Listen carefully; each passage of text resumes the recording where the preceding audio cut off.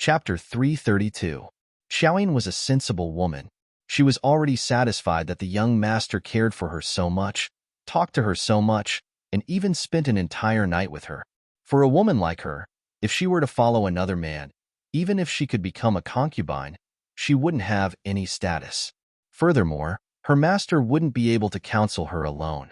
After Xiaoying's matter was settled, it was easier to talk to Lady Xiang.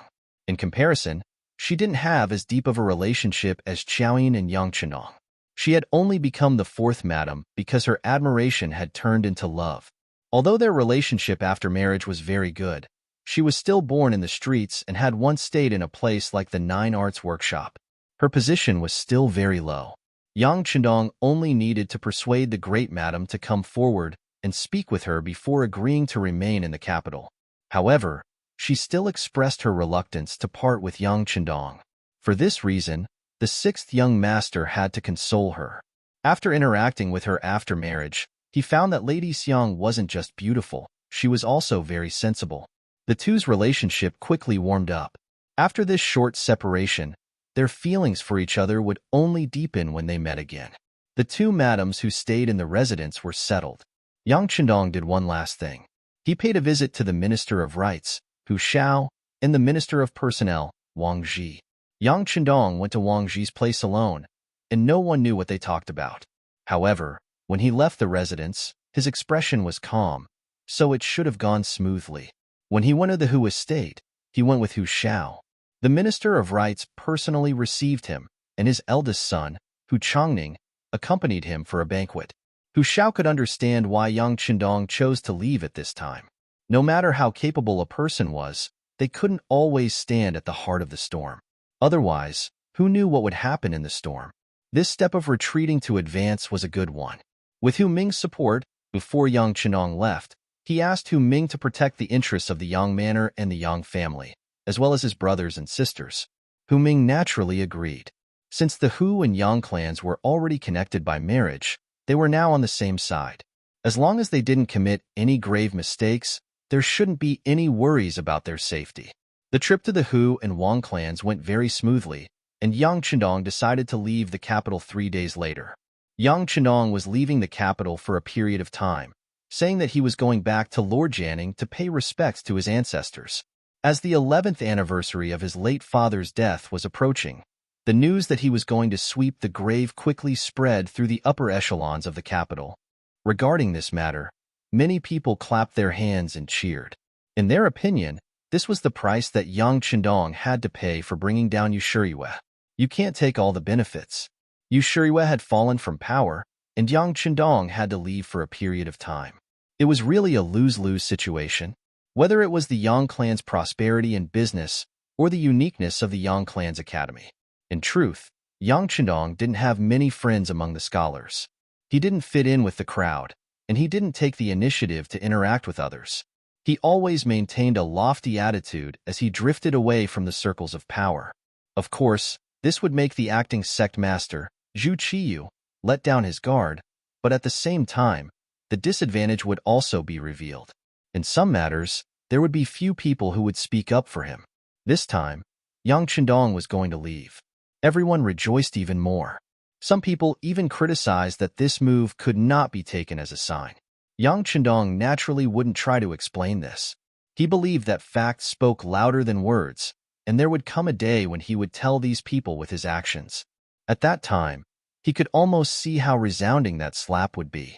While everyone was saying that Yang Chenong had to leave the capital, there were naturally some people who disagreed. For example, the people of the Yang clan. Yang Chenong's fourth brother was one of them. Putting aside the fact that he was originally a member of the Yang clan, he had to consider the interests and reputation of the Yang clan. Ever since Yang Chenong came to the capital, his life had been completely different from before. Internally, there was more money in the estate, and he didn't need to plan carefully before he dared to do anything. Externally, he could walk on the streets with a straighter back. Even when chatting with people he was familiar with or in formal occasions, when others introduced him, their expressions would become much more respectful. Not only would this make one's face glow, it would also slowly give birth to a feeling of complacency. Yang wasn't a fool, and he naturally knew who had given him all this. Thus, when he heard that Yang Chendong was leaving, he absolutely couldn't bear to part with him. Later on, the steward at his side casually said, "Why not go with the Duke? You're returning to your hometown to pay respects to your ancestors, and Yang is originally a member of the Yang clan. Nothing could be more appropriate than to go back and take a look." These unintentional words immediately moved Yang Chendong, and he hurried over just as Yang Chendong was preparing to leave 3 days later. Yang Hodong truly hadn't expected that his fourth brother would want to go with him to the south. This time, he was using the excuse of returning to his hometown to pay respects to his ancestors, but as for what he was really going to do, only he knew best. His fourth brother's sudden appearance was indeed somewhat out of his expectations, but it was only a little unexpected. This clearly wasn't much compared to the major things Yang Chendong planned to do in the future. Thinking about it, since fourth brother had such thoughts, it would be a good idea to bring him back with him. This way, there would be a proper person in charge during the ancestral worship ceremony, and he would be able to worry less and use less of his brain power. Yang Chendong agreed. After all, he couldn't find any reason to refuse. But because of this, Yang was overjoyed. He hurriedly left the Yang clan manor, and he also needed to return to his residence to pack up. Of course, compared to Yang Chendong, who had a lot of things to take care of, he didn't need to worry as much. It was only 3 days, and it really passed in the blink of an eye. 3 days later, Yang Chendong set off. First Madame Hu Yin and third Madame Shui squeezed into the soft sedan chair with him. The others were indeed not as fortunate, and most of them followed on foot. Only the master, Yang Chendong, fourth master, Tiger's Mane, Beta Persei, and the others rode horses. Most of them, Long Feng, walked. Among the people riding horses was the Yang clan's old housekeeper, Yang Hai. As an old man who had followed the old master for decades, young Master Yang was no longer young, and his hair was more white than black. This time, he was going to follow Yang Chendong back to the Jin clan's old house, and he would most likely retire there in the future.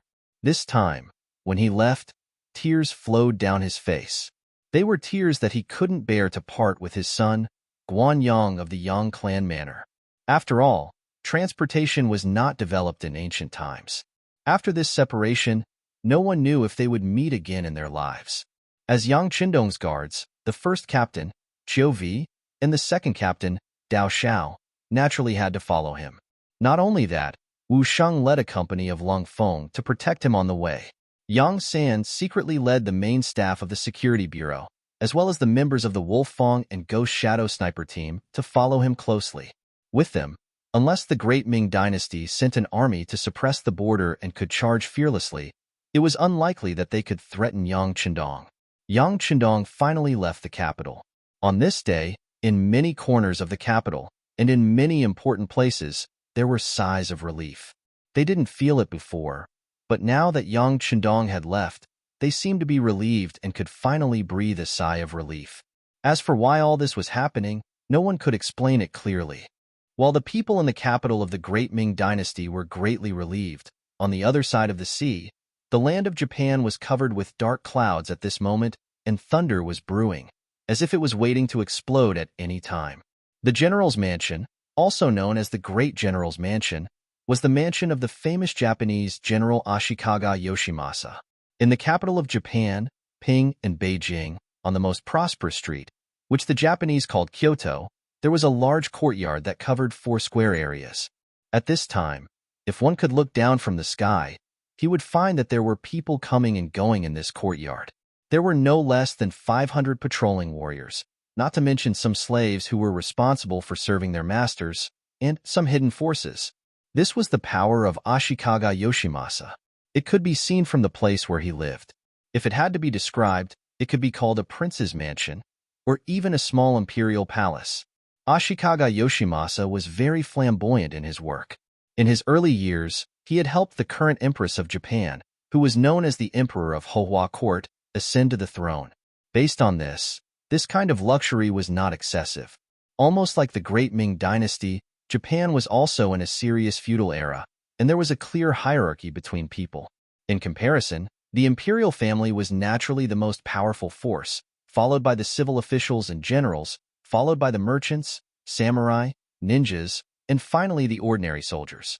The lowest level was the slaves, and the number of slaves was not small, accounting for more than 3/5 of the total population of Japan at that time.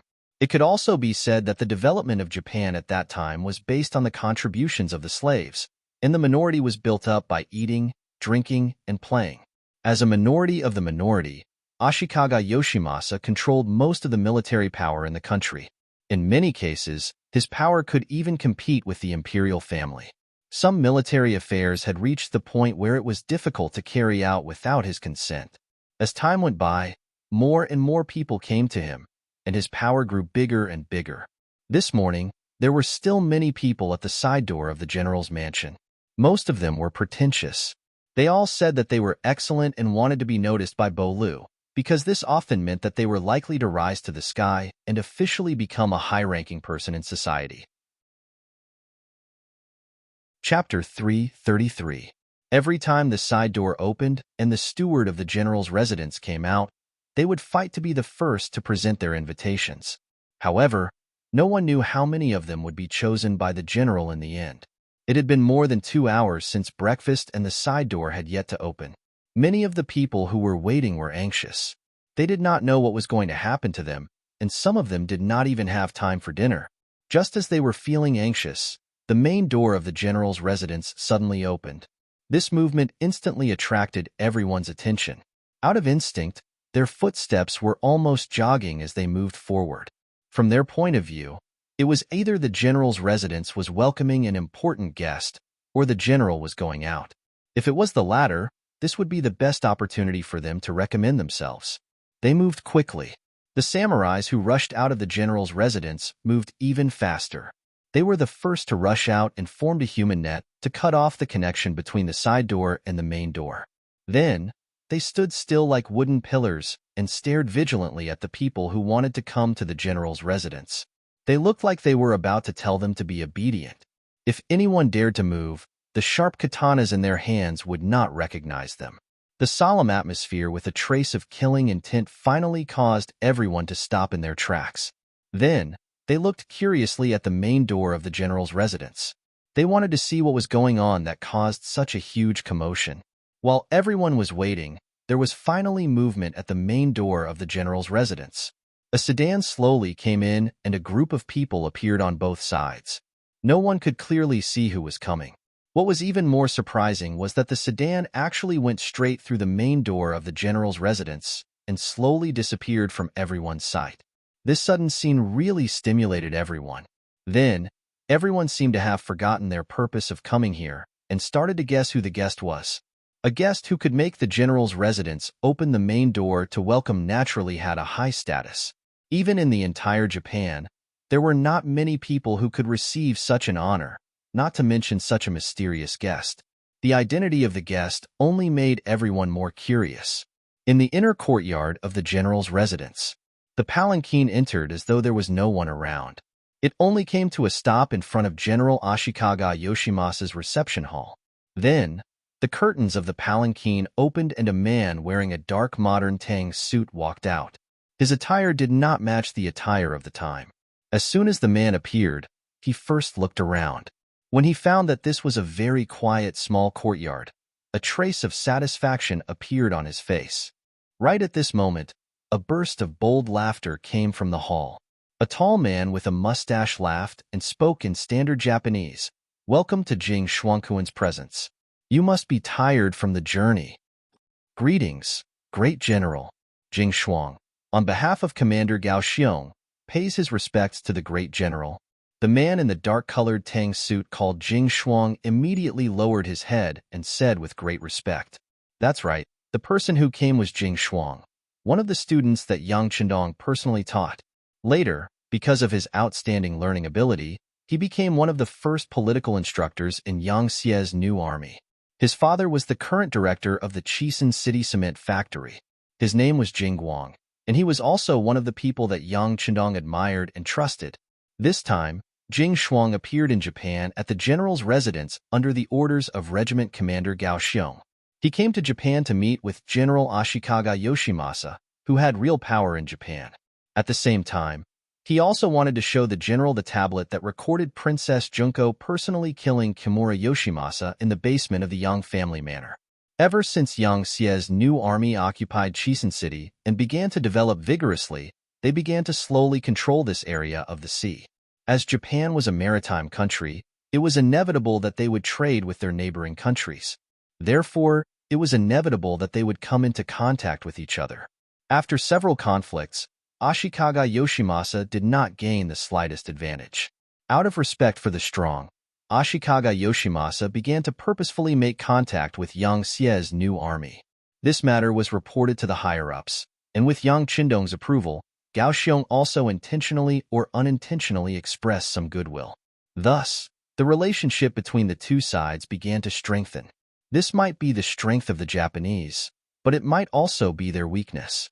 When you were stronger than them, they would always lower their heads and act like a dog, and then learn from your advanced knowledge and experience. They would even nod their heads and bow their heads, shamelessly. However, there would come a day when they had the strength to overtake you, and it would inevitably be a merciless blow. For example, towards the powerful Yang Xie's new army at sea, Ashikaga Yoshimasa had always shown sufficient respect. This time, when he learned that the other party's envoy wanted to meet with him, he was extremely respectful. This was the reason for the scene just now. Under the warm welcome of Ashikaga Yoshimasa, Jing Shuang stepped into the guest hall, and the two of them began the so-called friendly discussion, as if he did not want his subordinates to see his weak and submissive side. Or perhaps he knew that Jing Shuang's arrival had a special meaning. Ashikaga Yoshimasa quickly cleared everyone in the hall, and then personally poured a glass of sake for Jing Shuang. His originally smiling face became much more serious. Jing Shuang-kun, I wonder what brings you here this time? Is Commander Gao Xiong willing to form an alliance with this general? Forming an alliance at sea had always been Ashikaga Yoshimasa's wish. After knowing the power of Commander Gao Xiong's new warship through different channels, the general who envied the strong and longed for the powerful has always been fighting for this goal. For this reason, he did not hesitate to sell several merchant ships in Japan to the other party, just to gain a favorable impression and a basis for cooperation. This time, Jing Shuang's sudden arrival naturally gave him hope for the future. Ashikaga Yoshimasa's longing gaze was seen in Jing Shuang's eyes. In his mind, he couldn't help but recall what he had said when he attended the meeting with Commander Gao Xiong and the Naval Operations Staff Officer. When everyone thought that they could form a temporary alliance with Ashikaga Yoshimasa, they could rely on the other party's influence and powerful intelligence network to obtain more information on the sea. From there, they could take some targeted actions. This was far better than randomly searching the sea and trying their luck. The staff officers all agreed that even if they formed an alliance with Ashikaga Yoshimasa, and even let them view the new warships and warships, they would not be able to steal this advanced knowledge. This was originally a matter of mutual benefit, but for some reason, when this matter was reported to the young master of the capital, it was denied without hesitation. Moreover, no reason was given for this denial, which made Commander Gao Xiong and the staff officers very confused. But no matter what they thought, since this was the decision made by the sixth young master, no one dared to question it, and no one could change it. These people had all seen the glory of the sixth young master, and they all knew that everything that Shiken City and everyone else had today was thanks to the sixth young master. They were also the group that had been the most heavily brainwashed. In their words, any decision made by the sixth young master, they would resolutely uphold it. Any decision made by the sixth young master, they would unswervingly follow it. This was the so-called Tu Van Ease. His thoughts returned to reality. Facing Ashikaga Yoshimasa's urgent gaze, Jing Shuang lightly shook his head. Then, without waiting for the other party to say anything disappointed, he changed the topic. Great General, although we cannot form an alliance with you this time, we have come with great sincerity. Sincerity? Ashikaga Yoshimasa was somewhat disappointed that the two sides couldn't form an alliance, but after hearing Jing Shuang's words, he became interested. He didn't know what else could be considered sincerity other than the so-called alliance. Although the trace of disdain in his eyes quickly disappeared, for Jing Shuang, who worked in politics and dealt with people's hearts every day, it was still sharply observed by him. However, he didn't say anything. Instead, He smiled and took out a tablet that was hundreds of years older than the current era from his bag. When the white tablet was taken out, Ashikaga Yoshimasa's expression didn't change. Obviously, before he saw its function, he only treated it as an ornamental object. He didn't know that it had the ability to record people's figures. Of course, he soon knew that Jing Shuang, who had practiced several times, turned on the tablet with familiarity and then carefully inserted the USB flash drive in her arms. All these movements in the eyes of Ashikaga Yoshimasa had long made him stunned. The moment the tablet was turned on, he was actually petrified. When he saw the colorful screen on it, he didn't know what words to use to describe his current mood. He only knew that he was scared, and even a little scared. When the USB flash drive was plugged in, it began to play the scene of Kimura Yoshida and Ikegami being tied up. This great general, who had experienced many wars and been on the battlefield, couldn't help but exclaim in shock, "How did you put Kimura Yoshida and Ikegami in this thing?" "That's right, Ikegami, Ikegami, Ikegami." Jing Shuang didn't want to explain such a layman's words, but he did forget that when he first came into contact with these things, he had the same reaction. "Great general, don't be impatient, just keep watching." Reminded by Jing Shuang, Ashikaga Yoshimasa's eyes fell back on the tablet screen, and then he saw Junko holding a dagger. At this moment, he still couldn't help but shout, "Your Highness Junko." It was just that after this shout, Ashikaga Yoshimasa quickly shut his mouth without being reminded, as if he was afraid that he would miss something because of shouting. Chapter 334. On the screen, Junko appeared, and then killed Kimura Yoshida and Ikegami, who were powerless to resist, and then quietly left. When the video reached this point, Jing Shuang simply closed the computer, and then the hall was silent for a while. The sudden scene gave Ashikaga Yoshimasa an unreal illusion. He had never experienced such an experience, so when he looked at Jing Shuang, he couldn't help but make a request. "Can you show me again?" "Okay, but please don't talk anymore. Watch carefully. Remember, you only have one chance. You should know that such a sign doesn't appear at all times." After saying all this in a mysterious manner, Jing Shuang opened it again and released it. The scene she had just seen was displayed once again. This time, Ashikaga Yoshimasa looked very carefully. When he was sure that he saw Kimura Yoshida and the other two, his face became very ugly. At this moment, he wasn't thinking about how this thing appeared in front of him. What he was thinking about was that it was actually the hand of the lady. Where did she get the courage to do such a thing? Could it be that she was instructed by the emperor? Kimura Yoshida was one of his people, and the Japanese leaders were very clear about this. Now that this person was targeted, did it mean that the emperor was already dissatisfied with him and was going to kill him? All this was just to eliminate external forces. If he didn't do anything, he was afraid that the next big knife would fall on his head. A sudden visit, a real scene that he had never seen before, stirred up the heart of General Ashikaga Yoshimasa, who had charged into the battlefield and planned strategies. Seeing that he fell into silence, Jing Shuang, who was sitting opposite him, had no expression on her face, but her heart was very clear that a seed of hatred was planted. As for what effect it would have, it all depended on the development of the next thing. There is heaven above, there is Suzhou and Hangzhou below. The illusion came from Song Fan Qingda's Records of Wu County. Heaven above, Suzhou and Hangzhou below. It meant that heaven above was the most beautiful, and Suzhou and Hangzhou were the most beautiful. It described the beauty, prosperity, and wealth of Suzhou and Hangzhou. The beautiful scenery of Hangzhou was unparalleled in the world, and the scenery of the West Lake was the best in the world. Many popular stories had appeared here in the past. For example, Bai Suzhen and Su Xian had met here by chance. At this moment, the Lei Feng Tower in the story was still standing. Opposite the Lei Feng Pagoda, there were numerous restaurants, which were specially set up for people who came here to rest and eat. Among them, the largest restaurant, Xinglong Restaurant, was by the window.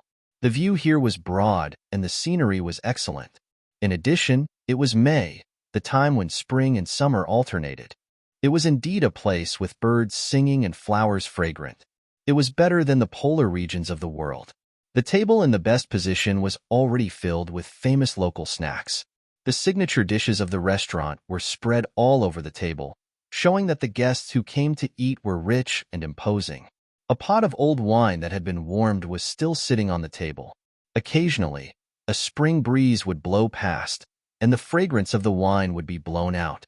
When one smelled it, it was really mellow and rich, making one intoxicated. Sixth brother, this place is really good. The climate is pleasant. I don't want to go back.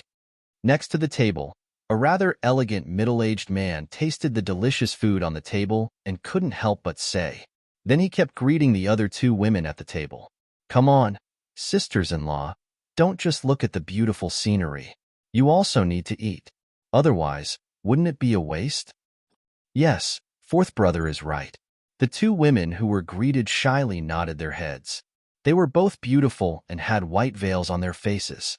However, the youngest man at the table first moved the corners of his mouth slightly, and then he said with a smile, Yin'er, Schwerer, since you are here to have fun, you don't need to wear a veil. It's hard to see things. Take it away. I'll listen to sixth brother. Hu Yin, who was called, seemed to have a little struggle in her heart, but in the end, she obediently took off her veil.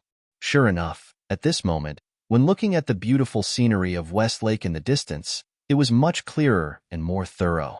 At this point, everyone could guess that the four people at the table were Yang Chendong, Hu Yin, and Madame Shui. After leaving the capital, they went all the way south. They passed by Tianjin, Suzhou, and bought some good and famous silk and satin.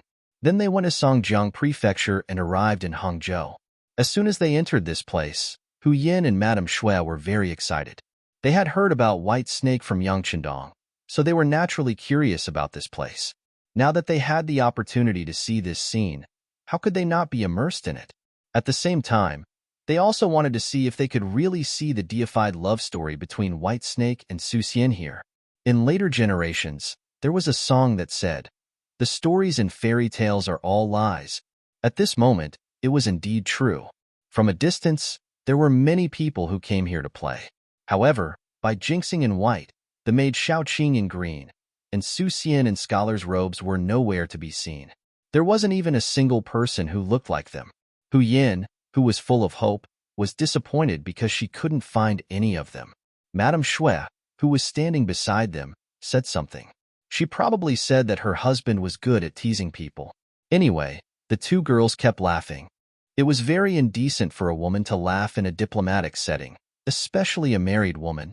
Although Yang Yang felt a little uncomfortable, he still endured it in the end.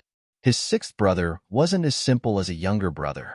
He could see everything clearly, so he must have a clear idea of what to do with women.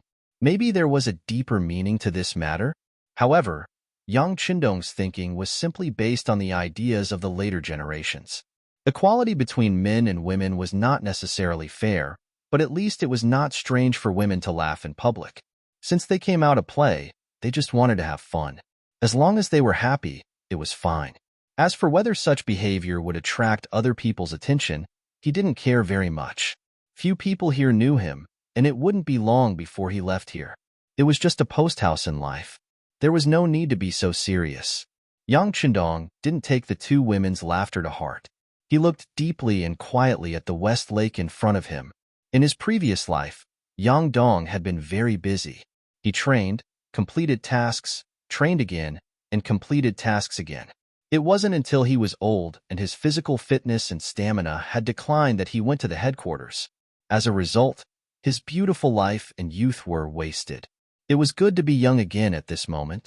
He would cherish every minute and every second. 9 out of 10 things in life did not go according to one's wishes. Yang Chendong wanted to properly feel this tranquil atmosphere. However, there was a burst of extremely noisy noise coming from downstairs. Although it was separated by the floor and could not be completely transmitted, it was obvious that there was some agitation. Ding, ding, ding, the sound of footsteps quickly began to be heard.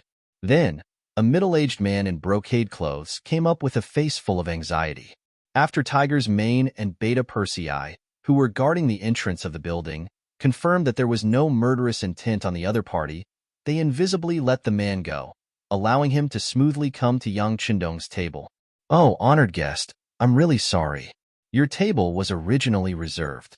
Now that the owner is here, I want to see if you..." The middle-aged man's surname was Sunday. He was the owner of Xinglong Restaurant. Just now, he was the one who received Yang Qindong and his group. He also said that the condition of the private room upstairs facing the street was the best and so on. But how did the private room get booked in the blink of an eye? This matter was rather intriguing and thought-provoking. As one of the capital's hedonistic sons, Yang had experienced this kind of thing more than once or twice. It must be said that businessmen were all profit-seeking. Sometimes, they were especially serious in this aspect. They could tell several different stories and different versions with just a few words. Of course, sometimes they might be coerced. After all, the status of businessmen in the Great Ming dynasty was not high. They once had no social status. Just like now, Boss Sun was urging him to say such words. Perhaps he wanted to make more money, or perhaps he was being pressured by something. But no matter what, this was a bit like bullying. Yang, who was clear about this, would not give in to the other party.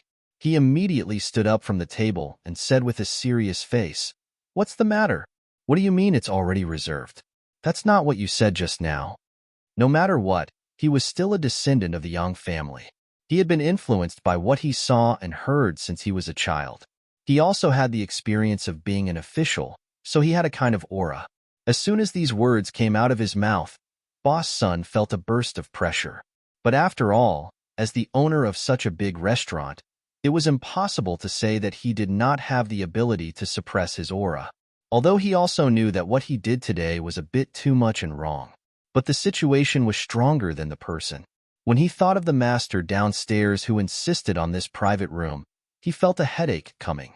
At this moment, he had to lower his head and explain. "I made a mistake. I forgot that this place was originally reserved. So, today's meal is my treat. I'm sorry." "Treat us? Do you think you're worthy?" Yang said without hesitation. Originally, he thought that there was something fishy about this matter.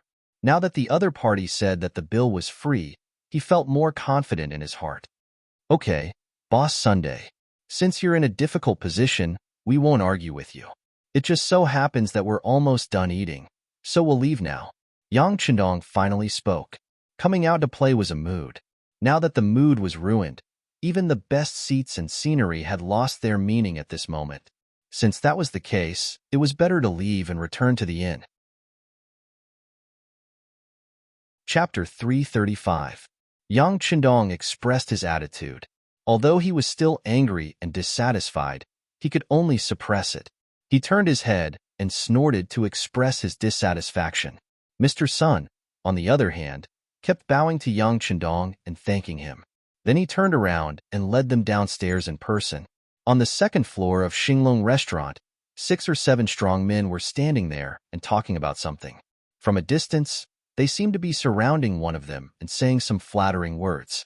In Yang Qindong's life, this kind of thing couldn't be more insignificant. He didn't even want to take another look at it. However, there were many things in the world that had nothing to do with you, even if you didn't want to. There were always some people who came to find you and could not be refused.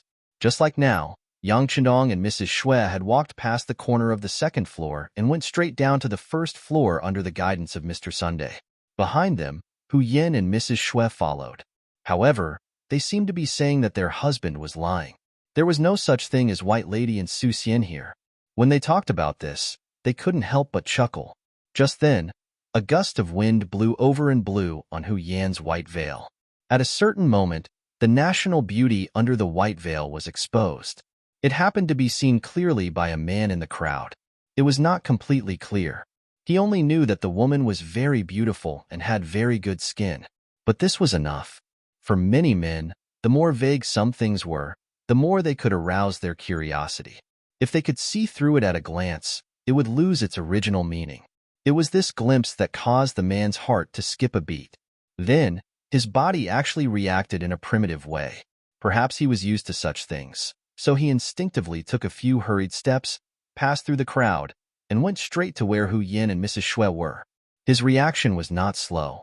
Beta Persei, who was responsible for guarding Hu Yin and Mrs. Xue, instinctively reacted faster. When he felt a gust of wind, he had already stepped between the man who was about to do something. Scram! Suddenly, a tower-like man appeared in front of him.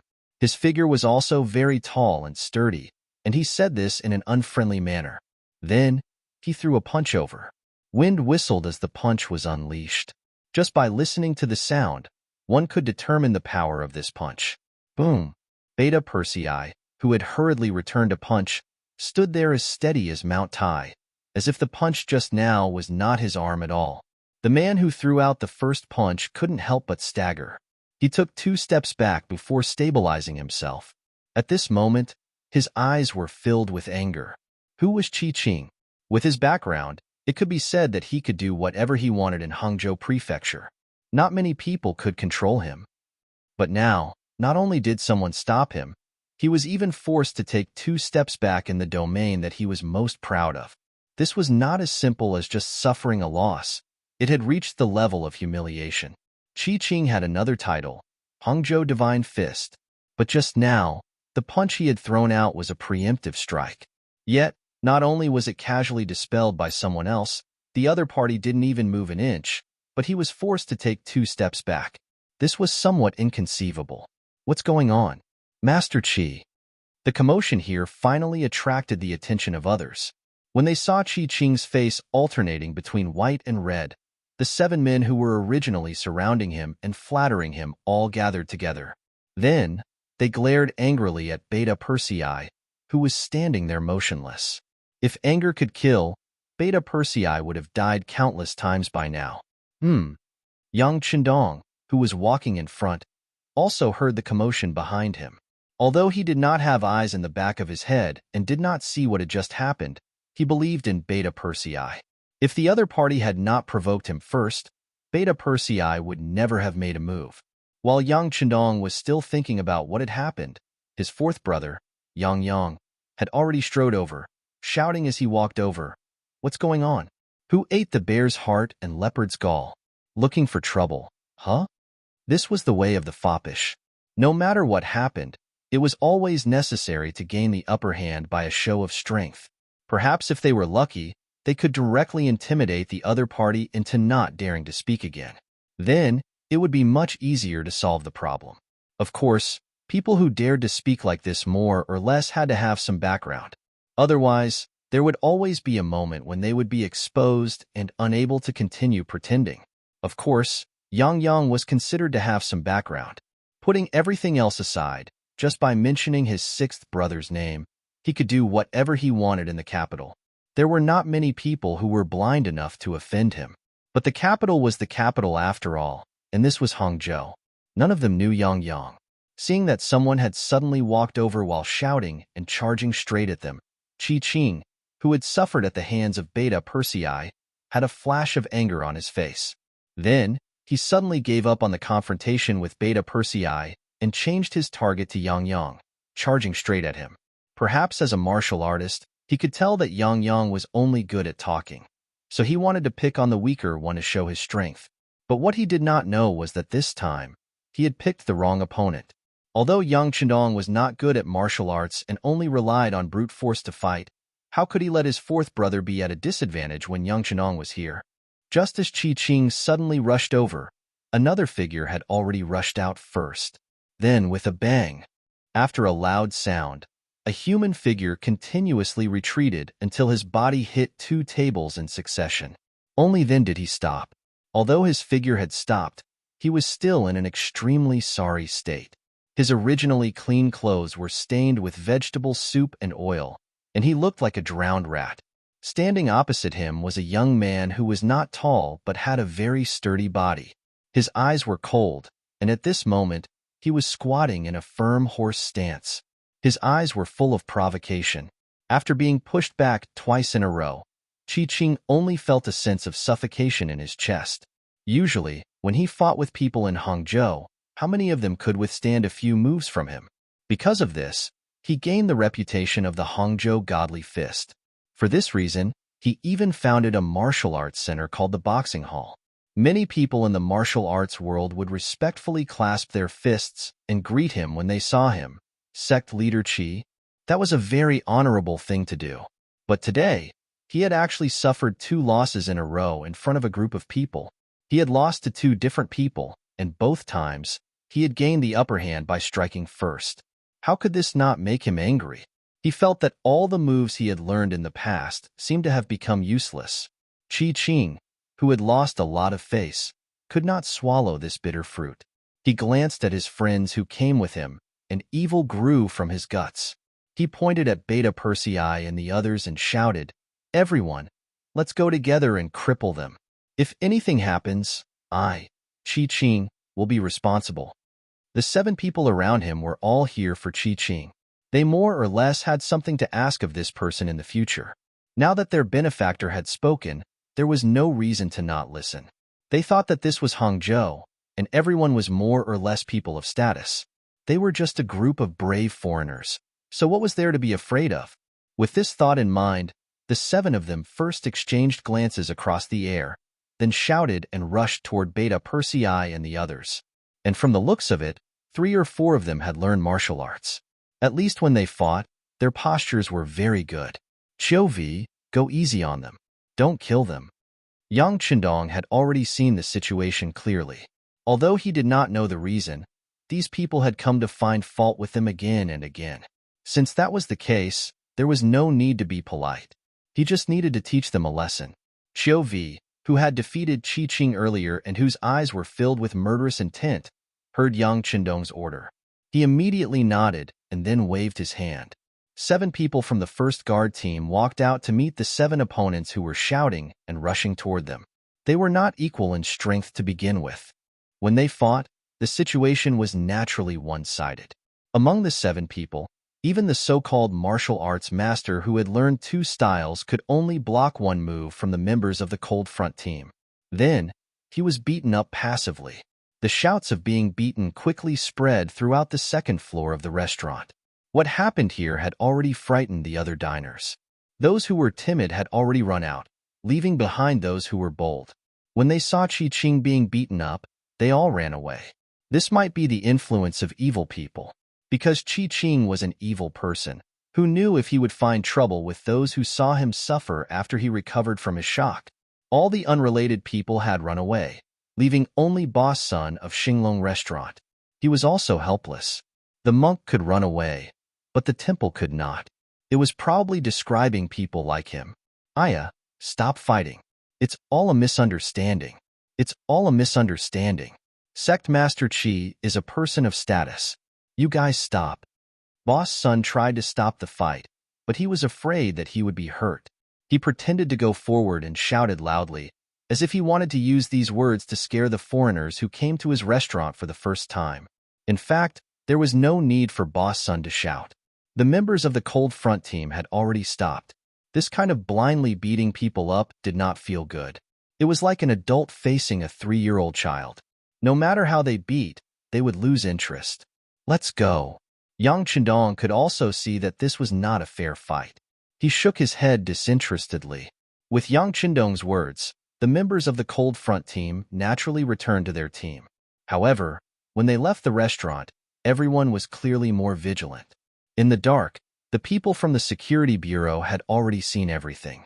Then, they began to carry out their activities.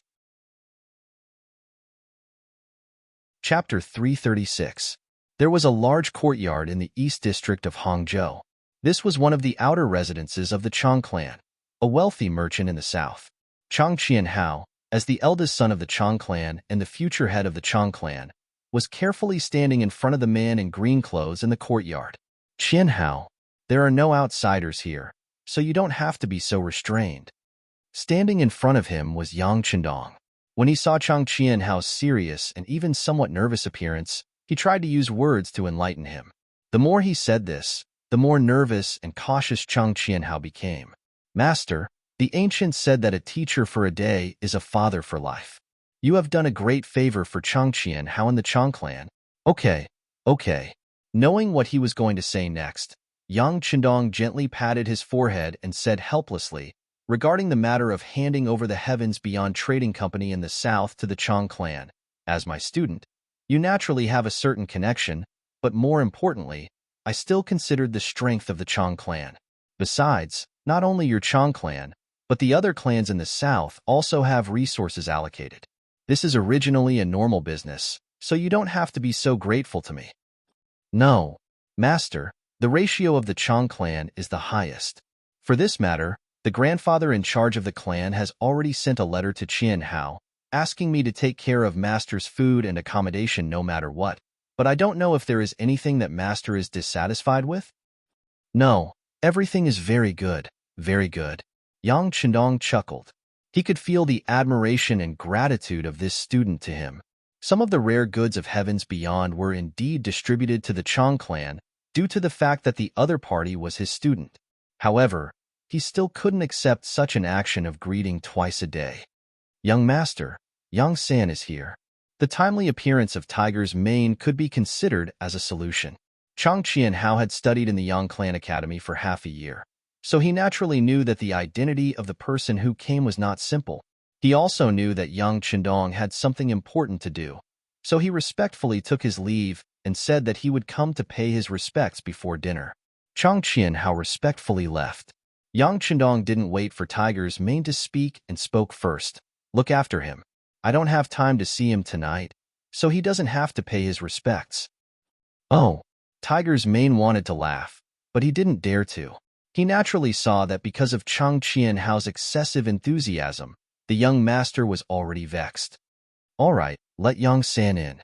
Yang Chendong could see that he was gloating a little, but he also knew that there were some things that he ordered, and the other party would do very well. Otherwise, he wouldn't have become his best confidant. Speaking of business, Tiger's man did not dare to be negligent in the slightest. He turned around and left. Yang Chendong soon followed him to Yang Chendong. Then, some specific information about Qi Qing was sent to him. Hangzhou Divine Fist? Qi Bushin? Interesting. Yang Chendong's voice sounded from the courtyard with a smile that was not a smile.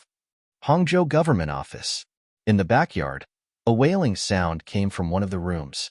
The sound was so loud that everyone in the courtyard became very cautious. A middle-aged man dressed in a fourth-rank official's robe was currently pacing back and forth in the courtyard. Perhaps it was due to his anxiety, but all the servants in the courtyard were extremely cautious, as if they were afraid that they would do something that they shouldn't do and provoke this official, resulting in them being severely punished. The man's name was Qi Bushin. He was the prefect of Hangzhou, a fourth-rank official.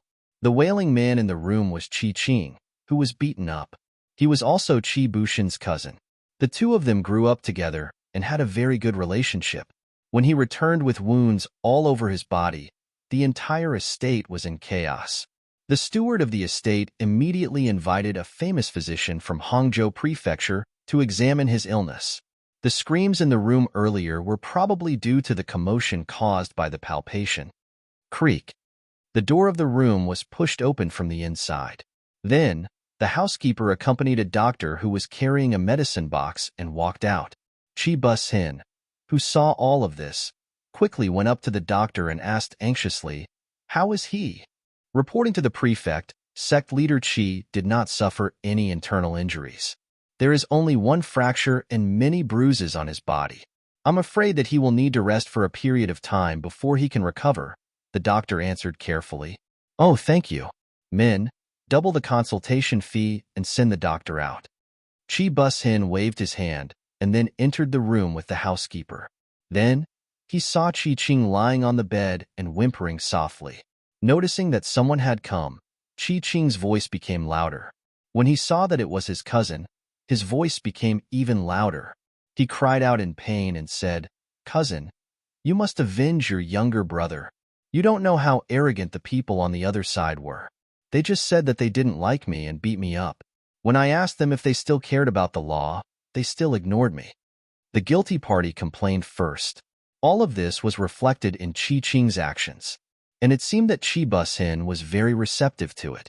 Bastards, they actually dare to ignore the laws of the great Ming dynasty. They are truly lawless. Housekeeper, immediately find out where those people are staying and then order the bailiffs to arrest them. This official wants to see if they really have 3 heads and 6 arms and are really ignoring the laws. Since the master had said so, the housekeeper originally wanted to ask if they should investigate the other party's identity first. However, at this moment, he could only suppress these words in his heart. At this moment, he was unlucky and said something that he should not say. It was not a wise thing to do. If he did not do it well, He might even vent his anger on himself. How could Chi Bus Hin, who could become the prefect of Hangzhou and a fourth-rank official, be stupid? However, he still did not send anyone to investigate. It was all based on his strong self-confidence. He was the prefect of Hangzhou and the local emperor of this piece of land. With this kind of power, how many people could make him feel afraid? Not to mention, he also had a very strong backer. Even if there were some problems, he was the kind of person who would protect him. Based on these 2 points, he was naturally fearless. He wanted to let those who hurt his cousin know that the Qi family was not an existence that anyone could provoke. The housekeeper went out and quickly found that those who hit Qi Qing were living in the outer residence of the Chang family. When he found out about these things, the housekeeper felt confident. Although the Chang family was very rich, they were after all just businessmen. Since ancient times, people did not fight with officials. How could they be a match for the officials? Feeling confident, the housekeeper found his relative, Niu Ji, who was arranged to be a constable in the prefect of Hangzhou. Niu Ji's nickname was Niu Heir. It was because he was the second son in the family that he got this name. Since he was young, his body was better than others. Later on, he learned martial arts from a famous teacher for a few years. After he learned martial arts, he found the housekeeper's relative and was arranged to be the head of the constables in the prefectural government. With the housekeeper's help, naturally, this constable's life was smooth. This time, there was a good thing again. Of course, he would not forget Niu Ji. When Niu Ji received the housekeeper's order, he knew that this was a good job to please the prefectural government. He did not dare to be tough. Immediately, he led a group of constables to the outer residence of the Chang family. At this time, the outer residence of the Chang family was shrouded in darkness. It seemed to be very quiet, but in fact, in the darkness, there were many pairs of eyes staring at this place. During the day, they beat someone in Xinglong restaurant. It was said that they had some influence in the local area. According to the rule that caution was the parent of safety, Tiger's Mane had arranged for people to wait for a long time. Reality proved that this waiting was not in vain. Not long after nightfall, there was a burst of noisy footsteps on the street in the distance. Then, a walking fire dragon came straight in this direction. That was the state when the bailiffs of the manor walked with torches.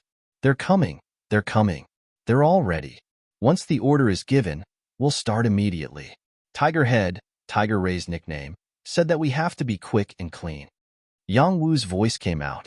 This time, Yang Si and Yang Lu were left behind in Yang Village, in the capital, to be in charge of the work there.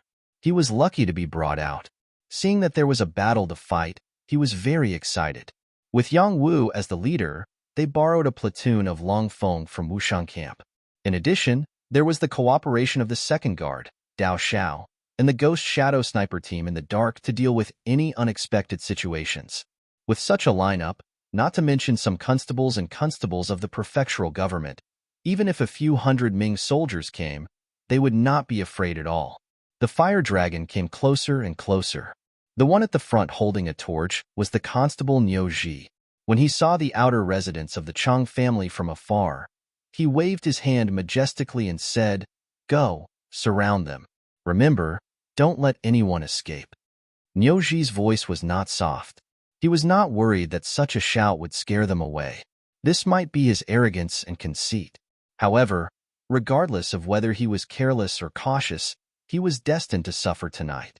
Just like now, when Niu Ji's voice sounded, the 20 or so constables and constables were about to split up. Suddenly, the surroundings lit up. High-voltage flashlights were suddenly turned on.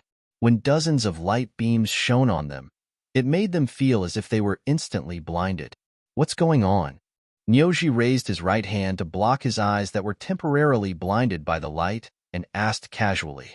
Even at this moment, he did not know that he had already become a fish on the chopping block in the eyes of others. Pa! Clang! Clang! Ouch! All kinds of painful cries rose and fell at this moment. Each of the constables and constables who were like wolves and tigers a moment ago had turned into soft-footed shrimps. Some of them bent over and fell to the ground, wailing in pain. Among them, Niu Ji was the one who received the most attention. Just now, after he shouted out, "What's going on?" he suddenly heard a gust of wind. As someone who had practiced martial arts, he instinctively stepped back. However, he only took one step back before he was suddenly tripped by something. Then, he felt a sharp pain in his chest. Based on his intuition, he knew that someone had stepped on him. Chapter 337. This kick might not have been as heavy as 1,000 pounds, but it made him lose the ability to resist in an instant. Even he, the leader, was beaten to the ground in an instant. It was conceivable that the other brothers would not have a good time. The Longfeng soldiers made their move. They originally had a thorough plan. Since they had encountered some people who had underestimated them, how could they be courteous? Naturally, they greeted them with a good beating. Waves of cudgels came down. If it was not for the fact that they did not have the intention to kill, the more than 20 people who had come would have all died here.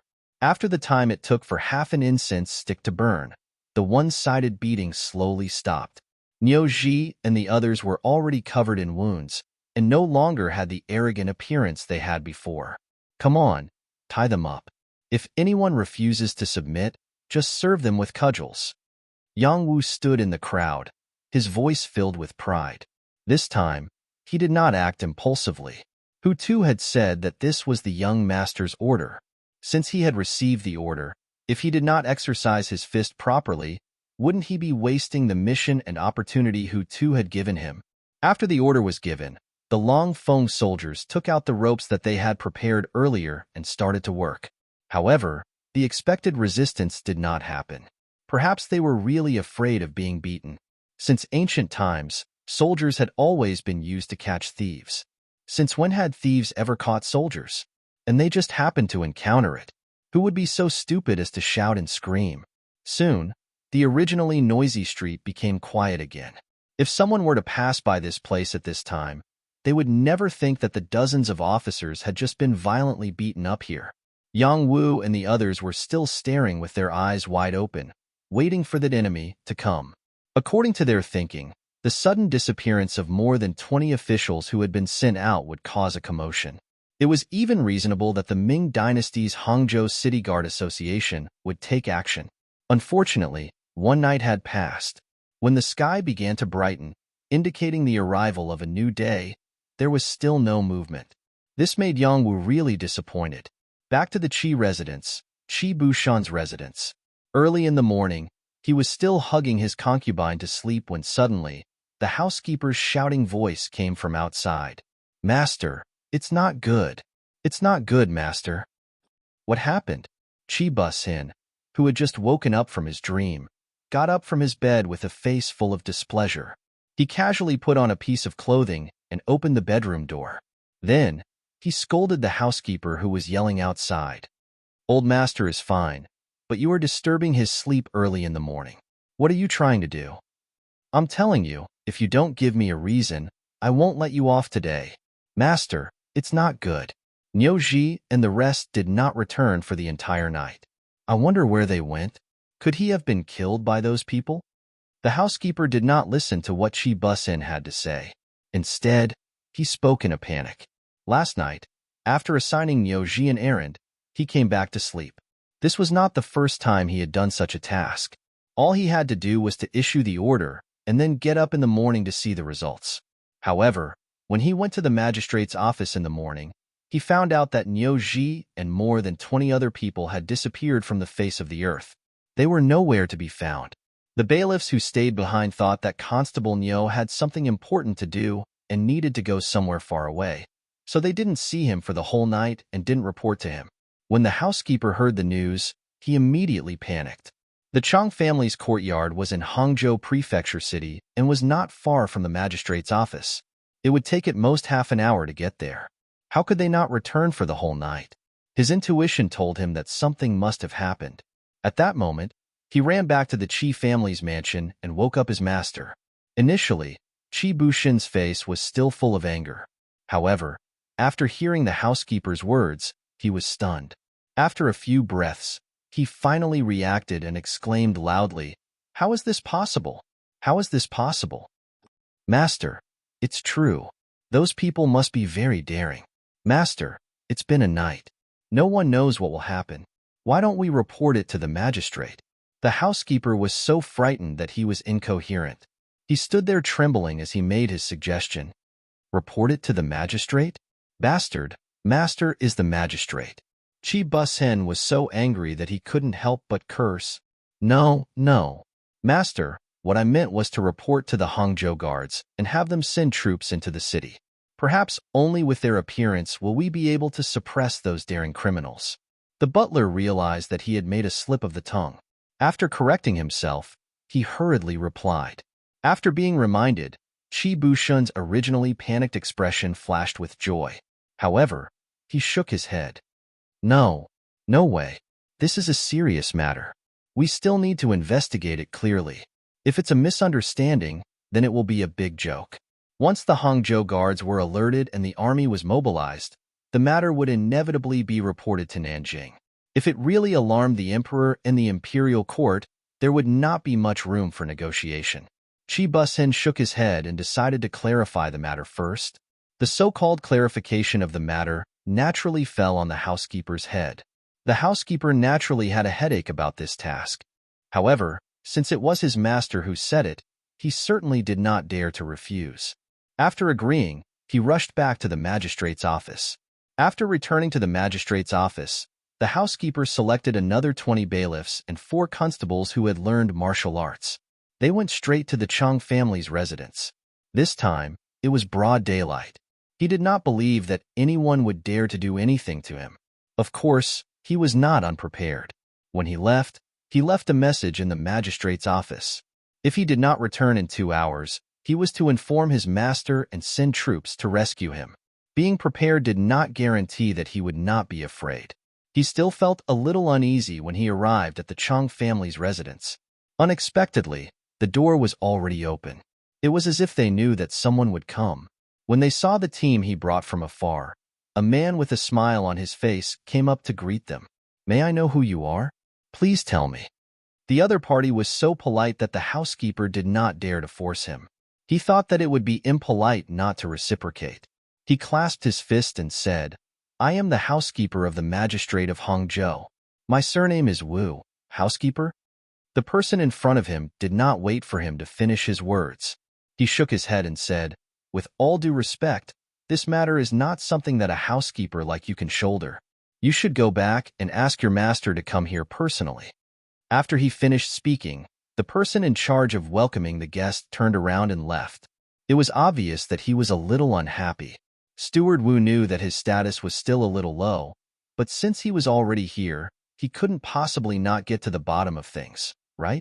He rushed towards the other party's departing figure and shouted, Hey, are Niuji and the others in your hands? What did you do to them? Niuji? Haha, you mean the one who was beaten into a pig's head.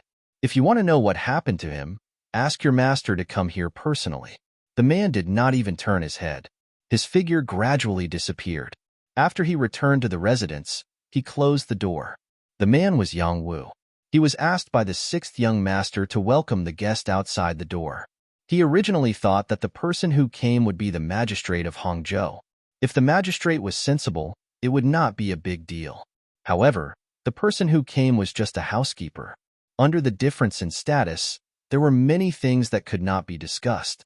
Finally, he received news about Niuji and the others. After confirming that it was the other party who did it, the housekeeper turned around and left. His face was no longer nervous and fearful. Instead, it was burning with anger. How dare they detain the officials? Based on this alone, the other party was doomed. Half an hour later, the Hangzhou guard station nearby made their move. With 200 cavalrymen in the lead, 500 infantrymen followed closely behind. The large group of people entered Hangzhou from the southern city.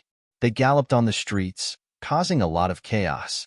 The commander of the Hangzhou guards, Tong Qiao, had a total of 5,600 people under him. The first 1,000 people under him had a total of 1,200 people under him. There were 1,000 people under him.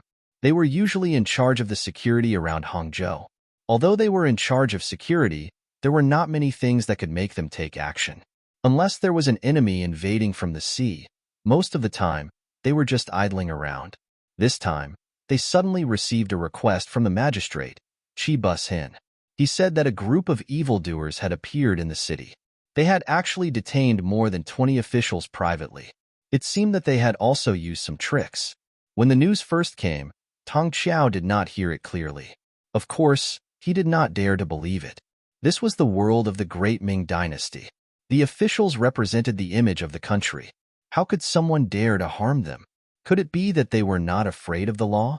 Or could it be that the status of these people was so high that they could do things without any scruples? However, the next news made Tong Qiao dispel this thought. It was said that the group of evildoers lived in the courtyard of the Chang family, a wealthy merchant in the south. This alone made him feel relieved. It was still the same sentence. The status of merchants was still very low at that time. If they were really people with status, how could they be willing to live in the courtyard of a merchant? It would only lower their status. Even if they were powerless people, Tong Qiao did not mind picking a soft persimmon to pinch. It just so happened that his brothers had not made money for a long time. This was a good opportunity. If it was done well, it would be a big income. Speaking of which, it was the Chang family. It was said that their wealth was comparable to that of a country. As a result, a group of 700 great Ming soldiers entered the city in a mighty manner. There were already bailiffs from the government office waiting to lead the way. Then, the group of people arrived outside the Chang family's courtyard and surrounded it. Guard the front and back doors. No one is allowed to slip away. In a while, when this general gives the order, everyone just needs to rush forward. If anyone dares to resist, use your weapons. Tong Qiao, who was riding on a horse and wearing armor, could be said to be majestic. Under his command, the Chang family's courtyard was soon surrounded by people that not even a drop of water could trickle through. Then, the 200 soldiers of the great Ming dynasty bravely walked toward the main door. They were in a row of 10 people. Every time they took a step forward, they would shout. Not to mention that their voices were very uniform. There was some momentum. Chapter 338. In the garden of the Chang family's courtyard. Small bridges, flowing water, lush green grass, mesmerizing flowers, colorful purples, pavilions, and painted rafters. All of them were the work of famous craftsmen. It was just a side courtyard, but it was already so luxurious. It could be seen that the Chang family was indeed rich and imposing. In the middle of the garden, there was a pavilion. On the stone table below, there were various fruits and snacks. A young man and an old man were sitting there, drinking tea and chatting. Duke of Loyalty and Courage. We haven't seen each other for nearly 2 years. On the other side of the table, an old man wearing an ordinary long robe had a smile on his face. He seemed to be in a good mood. Sir Kuei is still as elegant as ever. Congratulations. Yang Chendong also had a smile on his face. As he spoke, he raised the teacup in his hand. Haha, Duke of Loyalty and Courage must be joking. I still have to thank you for everything. If it weren't for you turning the tide on the battlefield back then, I'm afraid this old man would have been buried long ago. Thank you. Old man Kuang Yi also raised the wine in his arms and sighed with an emotional expression. In the Battle of the Timu Fortress, because of Wang Zhan's careless command, the morale of the army was in chaos and they were defeated by Walla's army. The officials were either dead or running away. It was complete chaos. At this time, Yang Chendong, who was inconspicuous in the team, stood up and successively saved the 9 important ministers of the imperial court. Later, he even saved the besieged Emperor Zhu Qizhen. Among the 9 officials, there was Kuang Yi. In the past, he was the Minister of War of the Great Ming Dynasty. Now, he was the Minister of War of the Southern Ming Dynasty. It was said that he was trusted by Emperor Yingzong. This time, he was ordered by the emperor to check the situation of the various imperial guards. Coincidentally, he learned that Yang Chendong had returned to his hometown to pay respects to his ancestors. Thus, he rushed here early in the morning to meet him. Although it was a coincidence, Yang Chendong had already asked around. Kuang Yi was a good old man. Although he was a little old, he still had some ability. To be able to meet him here and settle some matters was within his plan. At this moment, the two of them were able to meet each other as they wished. Furthermore, they had saved each other's lives as a bond. It could be said that both the host and the guest were extremely happy. However, this harmonious scene was disrupted by the battle cries outside the courtyard. Although Kuang Yi was a little older, his eyes were not blurry and his ears were not deaf. He could naturally hear the shouts outside clearly. He frowned and raised his head to look at Yang Chendong. Yang Chendong, who had long been paying attention to Kuang Ye's actions, smiled and said, "Hee hee, I don't know why I was targeted yesterday. Some people came to find trouble with me, but they were caught by my subordinates. They must have mobilized the army this time." Nonsense. Who gave them the authority to mobilize the army for something as big as that? Guaning, go take a look, Kuang Yi said with a straight face. This time, he didn't come to see Yang Chendong just to catch up. He came with a mission. However, before he even had the chance to ask for help, his own people had already dropped the ball. If he didn't handle things well, it would directly affect his mission. How could he not be angry? Guaning was 7 feet tall and had a powerful body. His muscles seemed like they would explode with power at any time. At a glance, one could tell that he was a martial artist. Of course, the reason why Kuang Yi arranged for him to go out was not only because he was his trusted aide, but also because he was an official of the Ministry of War. He was selected to be the vice director of the Department for Purging Officials and was a standard 5th rank official. The Department for Purging Officials was an organization under the Ministry of War during the Ming and Qing dynasties. It was responsible for the rank, selection, promotion, and rewards of the military officials. It was responsible for inspecting the strategic locations of various regions and setting up camps. It was also responsible for managing the inheritance and bestowments of the tribal officials who lived in communities of ethnic minorities. Most of the time, the rank of an official in the Great Ming Dynasty wasn't enough. The most important thing was how much power he had. For example, the first Grand Secretary of the Imperial Cabinet was equivalent to the Emperor's personal secretary. For example, Zhejin during the Ming Dynasty was a standard 5th rank official. Don't underestimate a standard 5th rank official. Even in front of the Emperor, he could speak. He was much more powerful than a standard 4th or 3rd rank official.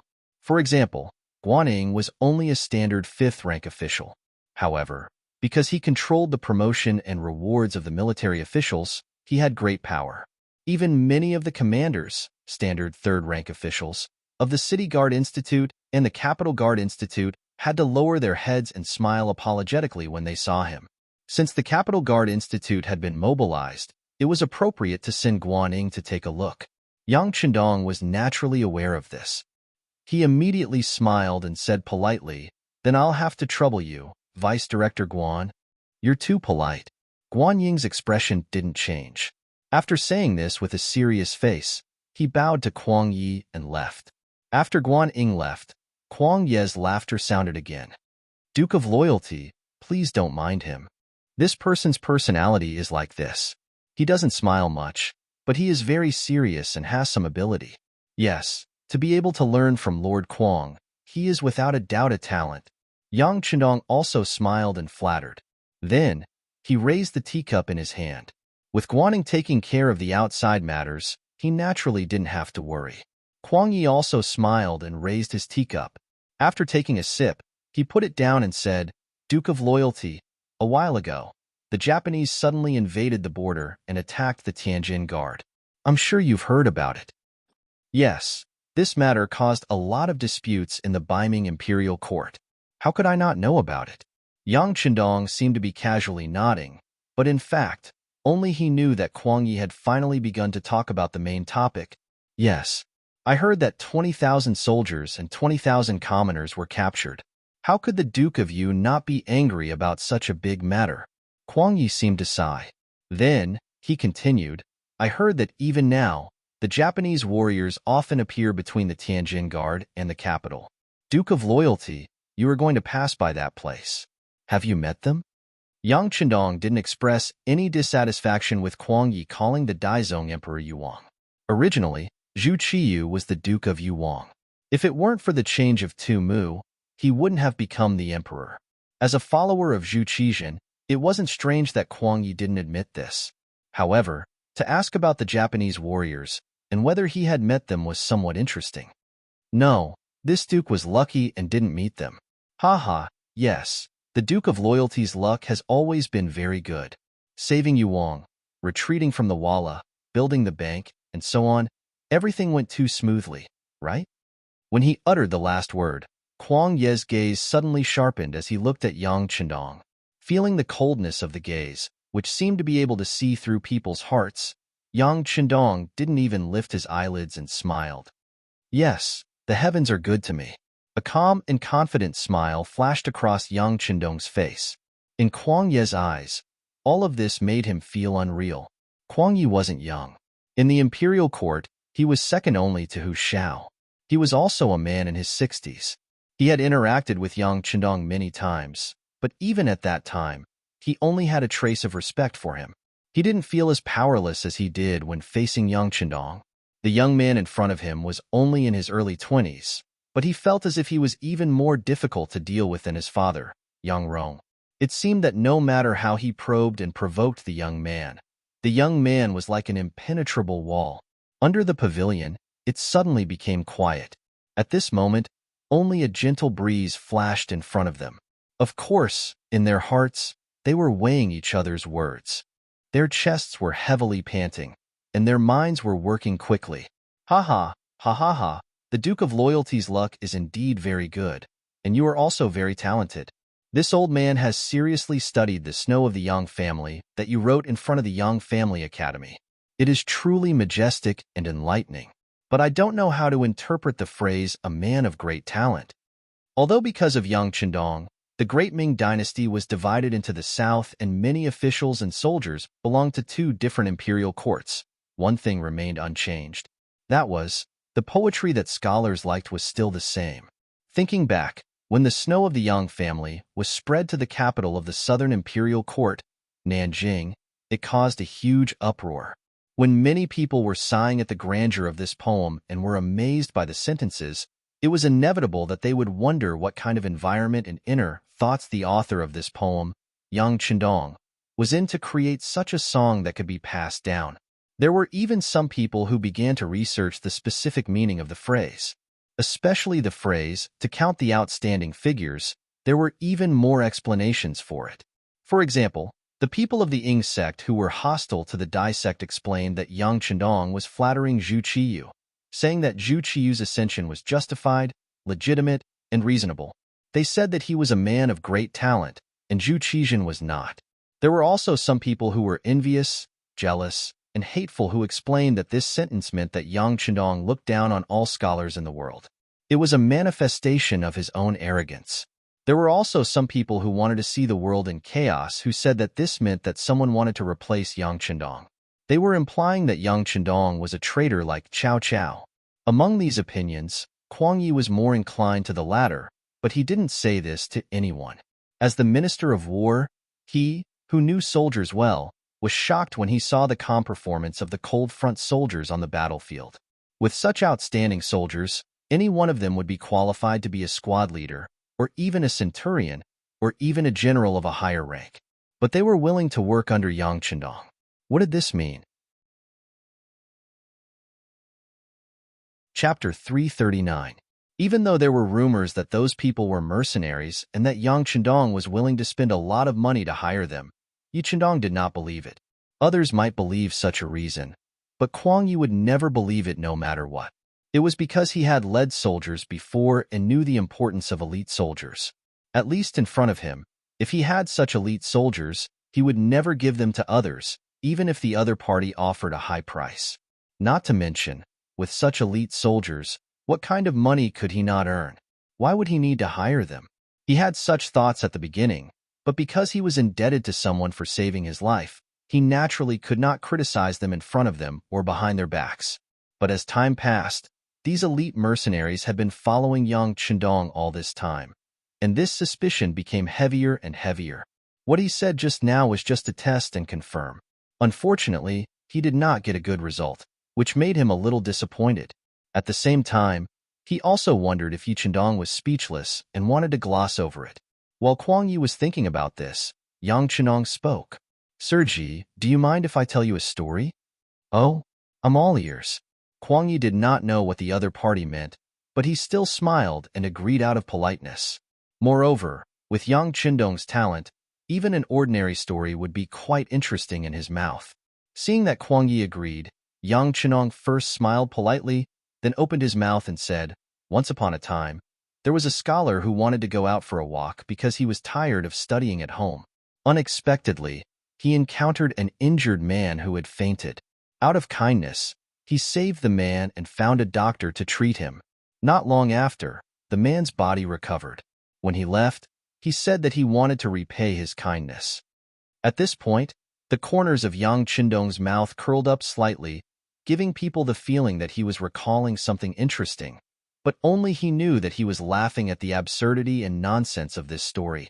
It was all because this was indeed a story, a fabricated story. The man said that he wanted to repay his kindness, so of course the scholar did not care. It was just a casual effort, and he did not take it seriously. But who would have thought that not long after, the burly man would fulfill his promise? Not only did he send a lot of gold and silver, he also sent a lot of people to protect the scholar. He said that the scholar had saved his life, so seeing the scholar was like seeing himself. At this point of the story, Yang Chendong suddenly closed his mouth. After a few breaths, he said again, "From then on, this scholar naturally gets whatever he wants. Now that I think about it, if it wasn't the heavens taking care of him, then what was?" When the story finally came to an end, Kuang Yi fell into silence. From the beginning of the story, he thought of something. When the story came to an end, he finally understood that this so-called story was actually a fact. The scholar must be Yang Chendong, and the man he saved must be the leader of the mercenaries. If that was the case, everything made sense. This was also the main reason why the mercenaries could be used by Yang Chendong. But, is this true? If the leader of the mercenaries was so powerful, why would he appear in front of Yang Chendong in an injured state? This did not seem to make sense. Since today's story had reached this point, Kuang Yi naturally had to ask clearly, so he asked all the questions in his heart. "Lord Kuang, good question." At that time, the scholar was also a little confused, but he slowly learned from the elite soldiers that the burly man he had saved had been plotted against because he was trying to snatch the position of the boss. That was why he had escaped all the way to the city where the scholar lived. Later, he recovered from his injuries and went back to take back everything. That was how simple it was. Yang Chendong spread out his hands and smiled at Kuang Yi. Since he wanted to tell a story, how could he not have thought about it from the beginning to the end? The story was not exciting, but it was still passable. At this moment, Kuang Yi did not know what to say. Should he continue to question him? But he already explained it to him. If he continued to ask, he would be accused of pestering endlessly. As expected, before Kuang Yi could continue, Yang Chenong said, "Lord Kuang, to be honest, I have never told anyone about this before. You are the first, so if possible, I hope you can keep it a secret for me." As soon as he said this, Kuang Yi was completely speechless. The other party had put on such a sincere appearance and had even saved his life. What else could he ask? No matter what, he was still an educated person. He couldn't possibly be so shameless as to throw away his basic dignity. At this moment, the only thing he could do was nod his head and accept the favor. "Thank you for your loyalty. This old man was too rash." "Sigh, Lord Kuang, please don't say that. Everyone is curious. If it was me, I might ask too." It's fine, it's fine. Haha, drink tea, drink tea." Yang Chenong said with a laugh and put on a kind face. Outside the Chang residence, Tong Qiao aggressively led his men to surround this place, and then commanded his men to start approaching step by step. From the looks of it, it seemed that a big battle was unavoidable. Perhaps it wouldn't be long before this place would be littered with corpses. However, just when everyone was extremely nervous, the originally tightly shut door of the Chang family's courtyard suddenly opened from the inside. Then, a sturdy man appeared in front of everyone. "Prepare to charge. Stop. All of you, stop." Tong Qiao, who was about to give the order, was ready to let the soldiers charge. However, when he saw the person who appeared, his mouth first formed an O shape and then he shouted loudly at his men, as if he was afraid that someone would suddenly attack. The sudden shout stunned the soldiers of the great Ming dynasty who were full of morale. At this moment, Tong Qiao had already dismounted from his horse and trotted over. When he reached the front door and saw that the person in front of him was indeed Minister Counselor Guaning, he hurriedly cupped his hands and bowed. Lord Guan, General Tong, what is the meaning of this? After Guaning cupped his hands and bowed, he pointed at the rows of great Ming dynasty soldiers who had already appeared outside the door. This question made Tong Qiao's expression change greatly. He originally thought that there was a villain here, and that the magistrate of Hangzhou had asked for help. He thought that since this was related to the Chang residents, it would be a good opportunity to take advantage of them. At that time, he could casually ask for tens of thousands of silver taels. He did not expect that Guaning would appear here. Although Guan Ying's official rank was not as high as his, he held great power. He was the kind of person who could not be offended. In particular, he had heard that Guaning was the favorite student of the current Minister of War, Kuang Yi. The city guard's office was also under the jurisdiction of the Ministry of War. When he thought of this, he broke out in a cold sweat. What's wrong? Is the weather very hot? General Tong, why are you sweating so much? Guan Ying's expression was still very serious. When he said these words, it did not seem like he was concerned, but more like he was questioning something. Tong Qiao rolled his eyes. He knew that it would be stupid to hide the truth at this time. He immediately gritted his teeth and confessed Qi Bus Hin. It was because Magistrate Qi of Hangzhou said that there were rebels here, so he asked me to lead the soldiers into the city to eliminate them. Rebels? Did they disturb the villagers? Did they occupy the city? Did it cause any chaos? Guaning asked one question after another. According to the regulations of the Ministry of War, if there were rebels in the city and caused great chaos, the city guard's office and the nearby city guard's office had the right to mobilize the army into the city. On the contrary, even if the local officials asked for it, they could not enter the city without permission. This was originally a way to control the army, to prevent them from doing anything out of line. Guaning asked these questions based on this basis. Guaning was doing his job according to the rules. Tong Qiao's face turned pale. At this moment, he hated Qi Bus Hin to death. If it wasn't for the fact that he made the situation sound very serious, and even said that there were profits to be made by entering the city, and that after the matter was over, he could just grab a few people and report to his superiors that it was a mess and that would be the end of the matter. Then, he wouldn't have the guts to bring his army into the city. Now, not only did he not get any benefits, but he was also caught red-handed. It was conceivable that if this matter was not handled well, he would lose his official position. Although the official rank of the person in front of him was not as high as his, he was in charge of the examination.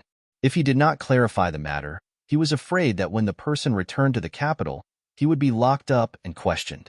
Since he had done something wrong, he had to accept the punishment. Tong Qiao was a straightforward person. Since he could not find a good reason, he lowered his head and said, Lord Guan, I acted rashly and believed the words of others. I was wrong. Tong Qiao admitted his mistake so straightforwardly. A gratified smile flashed across Guan Ying's face. No matter what, it was good to know one's mistake and be able to change. Let the soldiers retreat. General Tong, please come with me. Tong Qiao thought that Guaning wanted to discuss the conditions with him in private.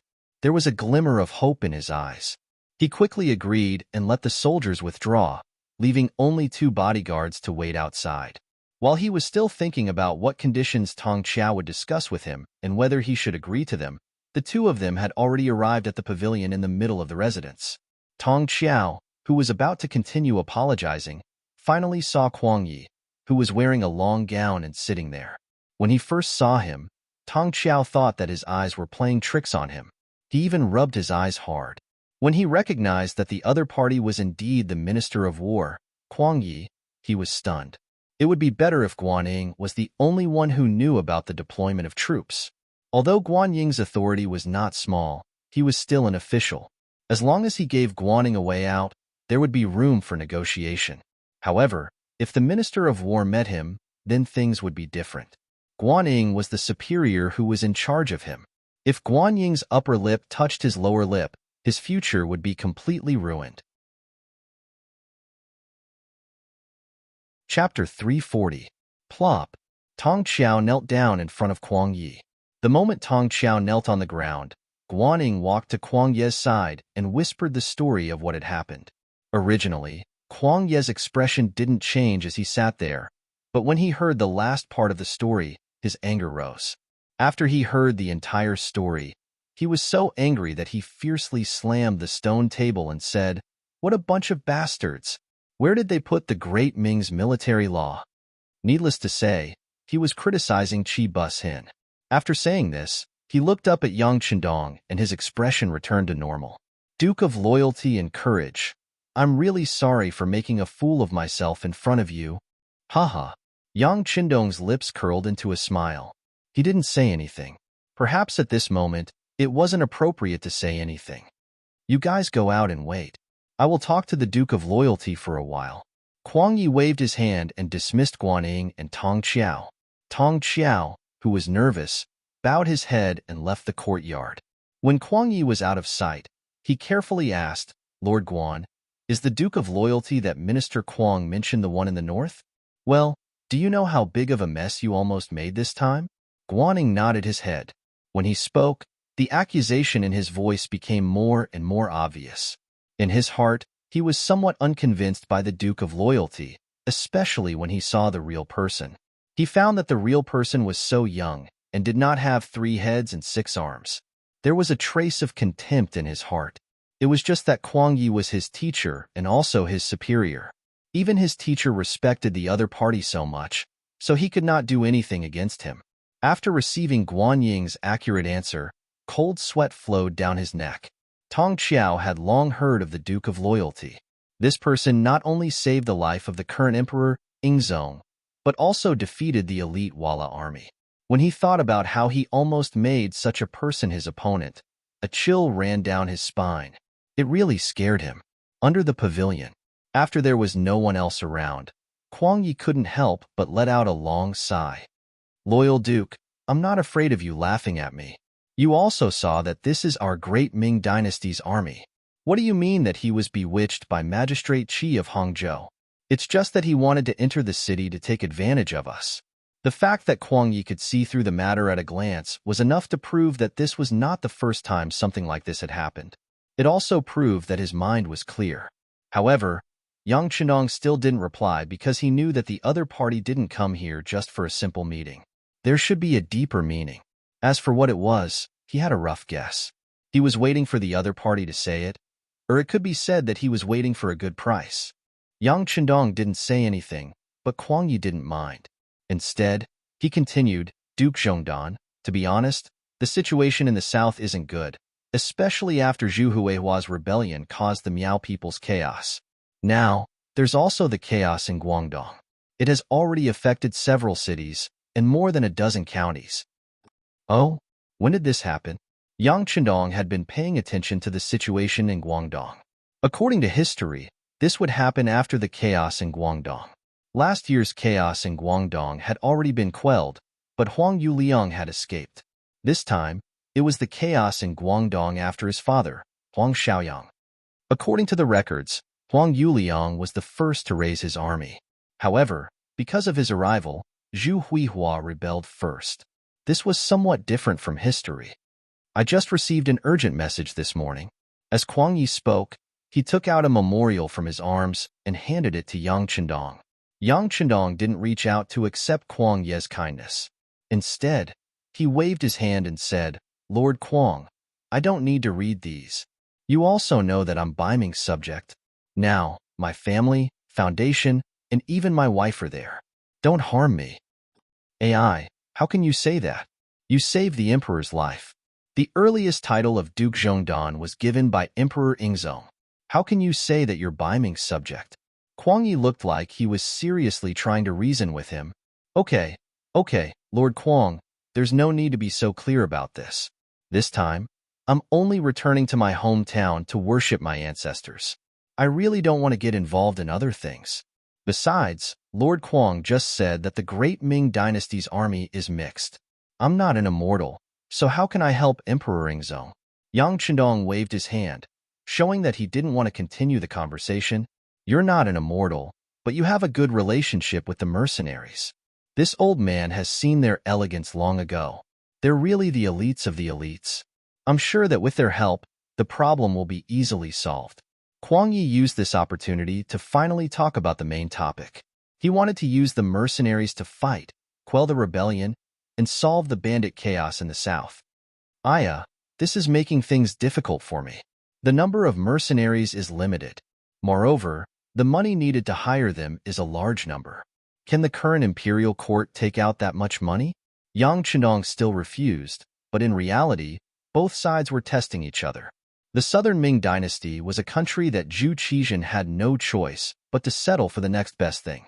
Because everything was forced, the resources that could be obtained were limited. The amount of gold and silver that could be taken from the national treasury was even less. Although in the past year, the situation of the imperial court was much better than when it was first established due to the wealth of the south, it was still far from being able to support two large wars. Yang Chendong said that the cost of hiring the mercenaries was too great. His Majesty really can't take out that much gold and silver.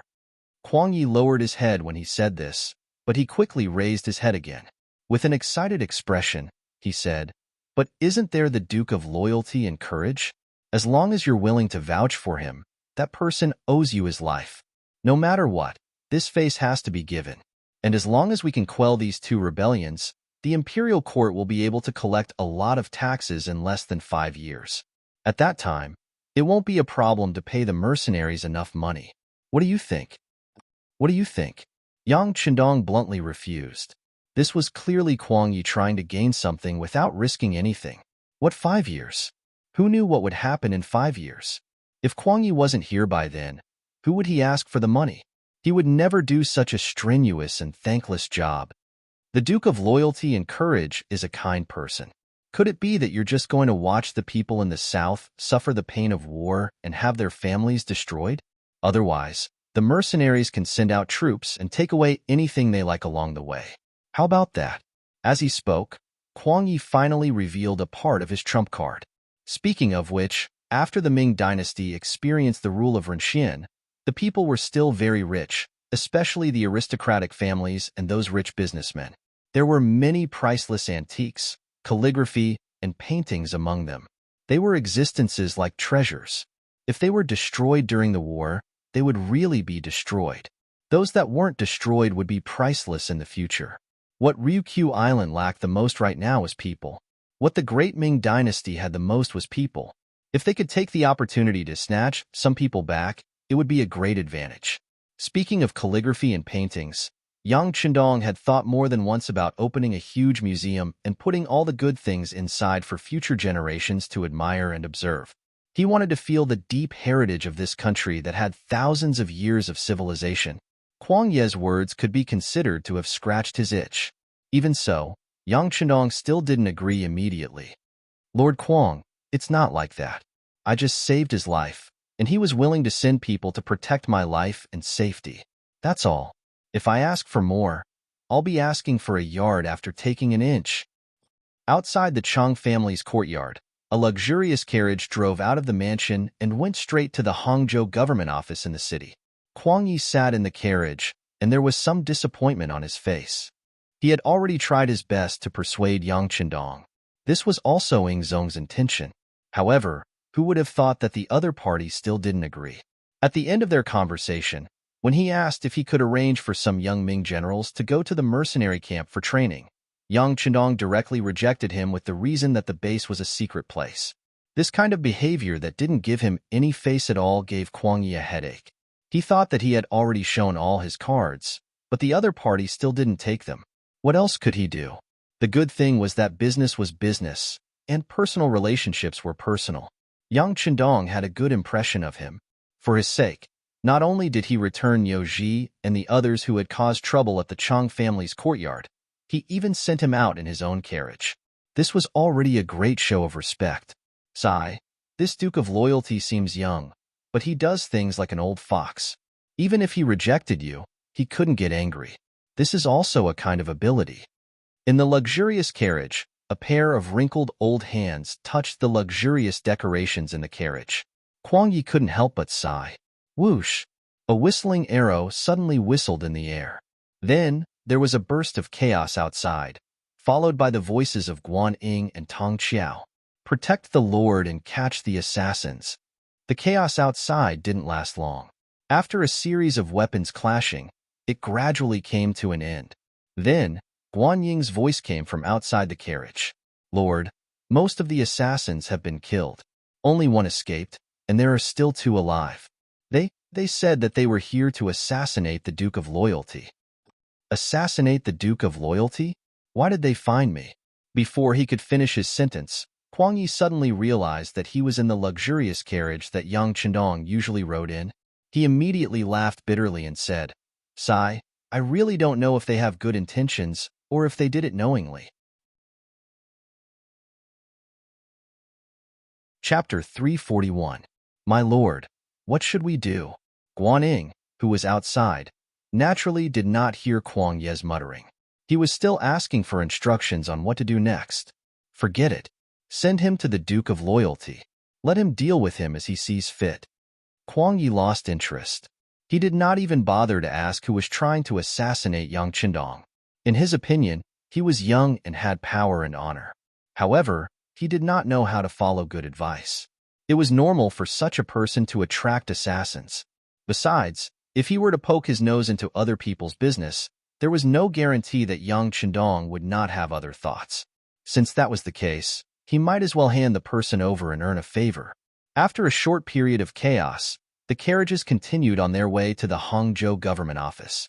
At the side door of the Qi residence, which was not far away from the government office, a figure climbed over the wall and quietly entered the Qi residence.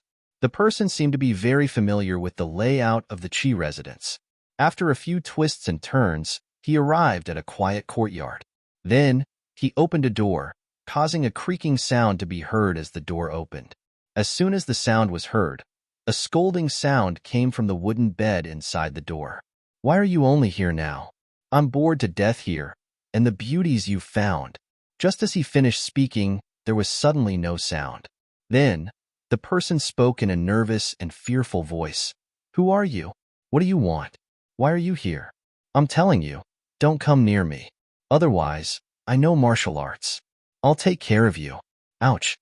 Before he could finish his sentence, the person who spoke was already restrained. A sharp dagger was placed on his neck. It looked like he would bleed if the dagger went any deeper. I'm not a bad person. Please don't kill me.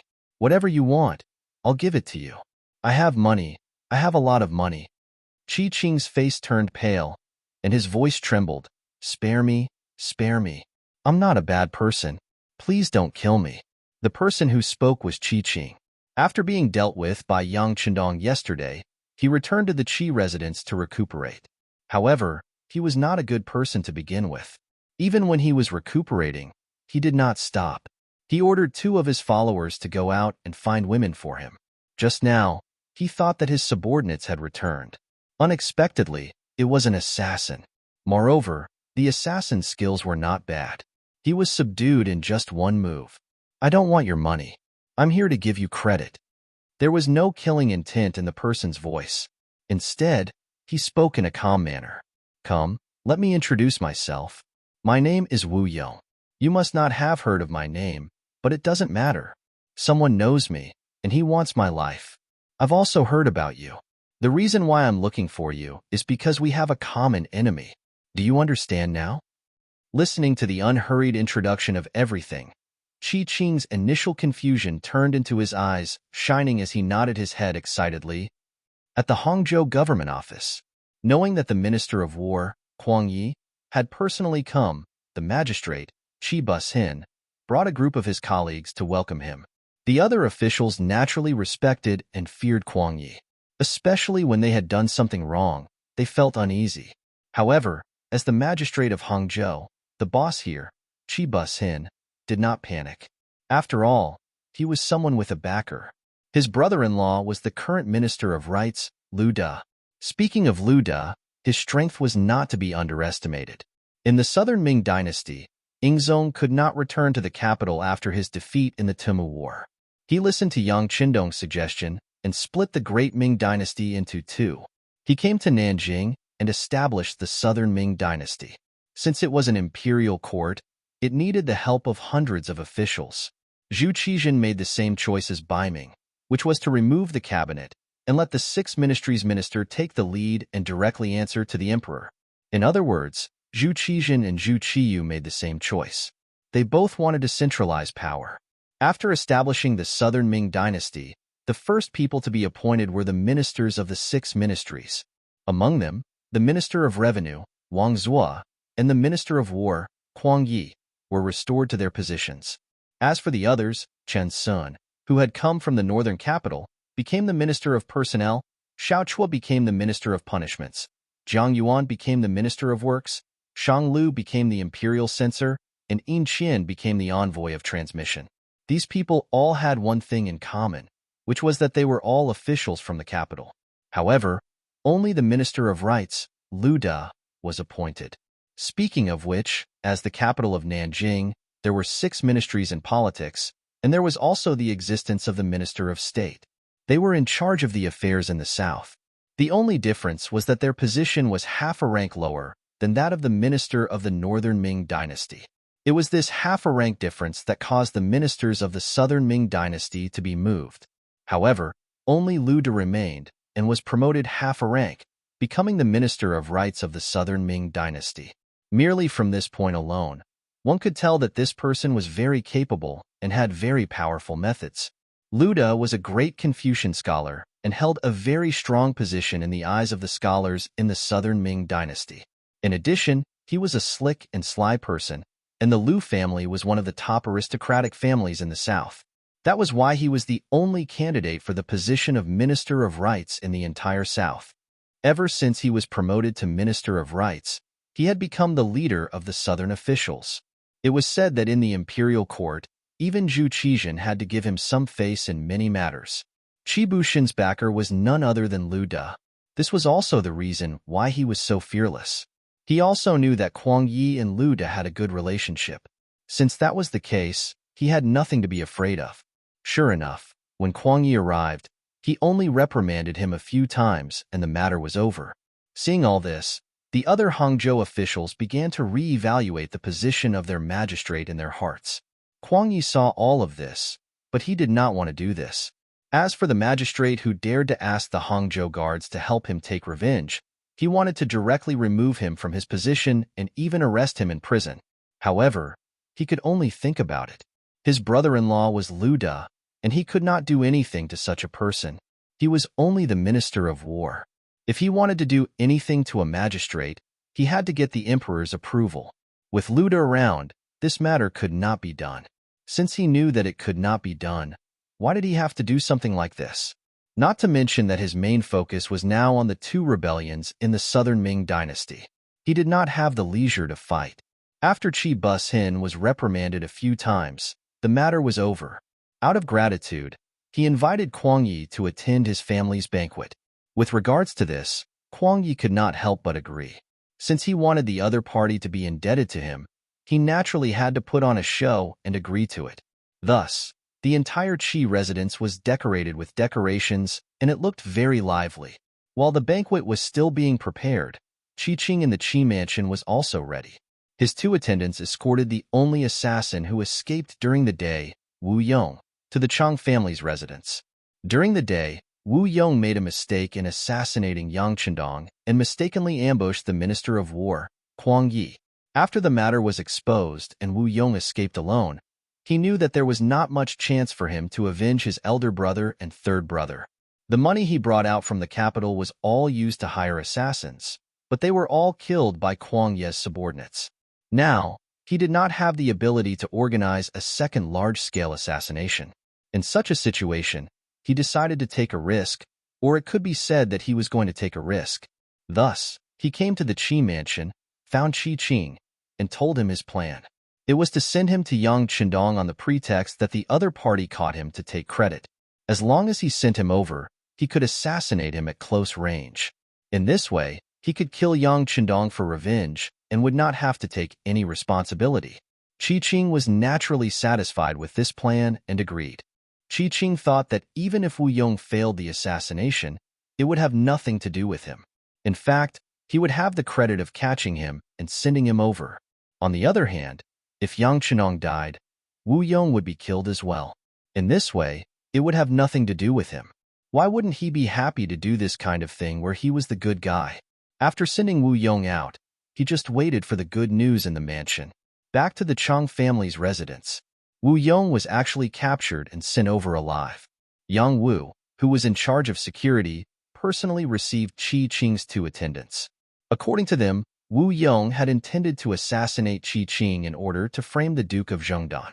However, Qi Qing's title of Hangzhou Divine Fist was not for nothing. He had unexpectedly counterattacked. After figuring out Wu Yong's identity, he had sent Wu Yong away. He said that everything that had happened in Xinglong restaurant was a misunderstanding. Wu Yong's action was to clear up the misunderstanding and mend their relationship. Of course, all of this was Wu Yong's idea. The 2 attendants listened to their master Qi Qing's words and came to take credit. After Yang Wu asked everything, he asked the 2 attendants to wait for a while. He would report this to the Duke of Zhengdan. At that time, they would be rewarded. Wu Yong was tied up tightly and searched from head to toe. After confirming that there was no threat on him, he was sent to the inner courtyard under the escort of 2 Lung Feng. Yang Chendong, who had heard the news, was already on his way here. Wu Yong was once the second in command of the Black Water Gang. When the Black Water Gang was destroyed, this person escaped.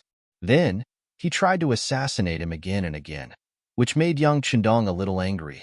Originally, he thought that since this person was famous for his strategy, it would not be easy to catch him. He did not expect that he would be sent to his door. Yang Chendong certainly wanted to take a good look at this person and see how smart he was and what kind of ability he had. In the side hall of the backyard, Wu Yong was forced to kneel on the ground by 2 Lung Feng. Then, the door curtain was lifted and Yang Chendong, dressed in green, strode out. Chapter 342. The moment Yang Chendong appeared, the kneeling Wu Yong struggled with all his might. He glared furiously at Yang Chendong, as though he wanted to kill someone with his gaze.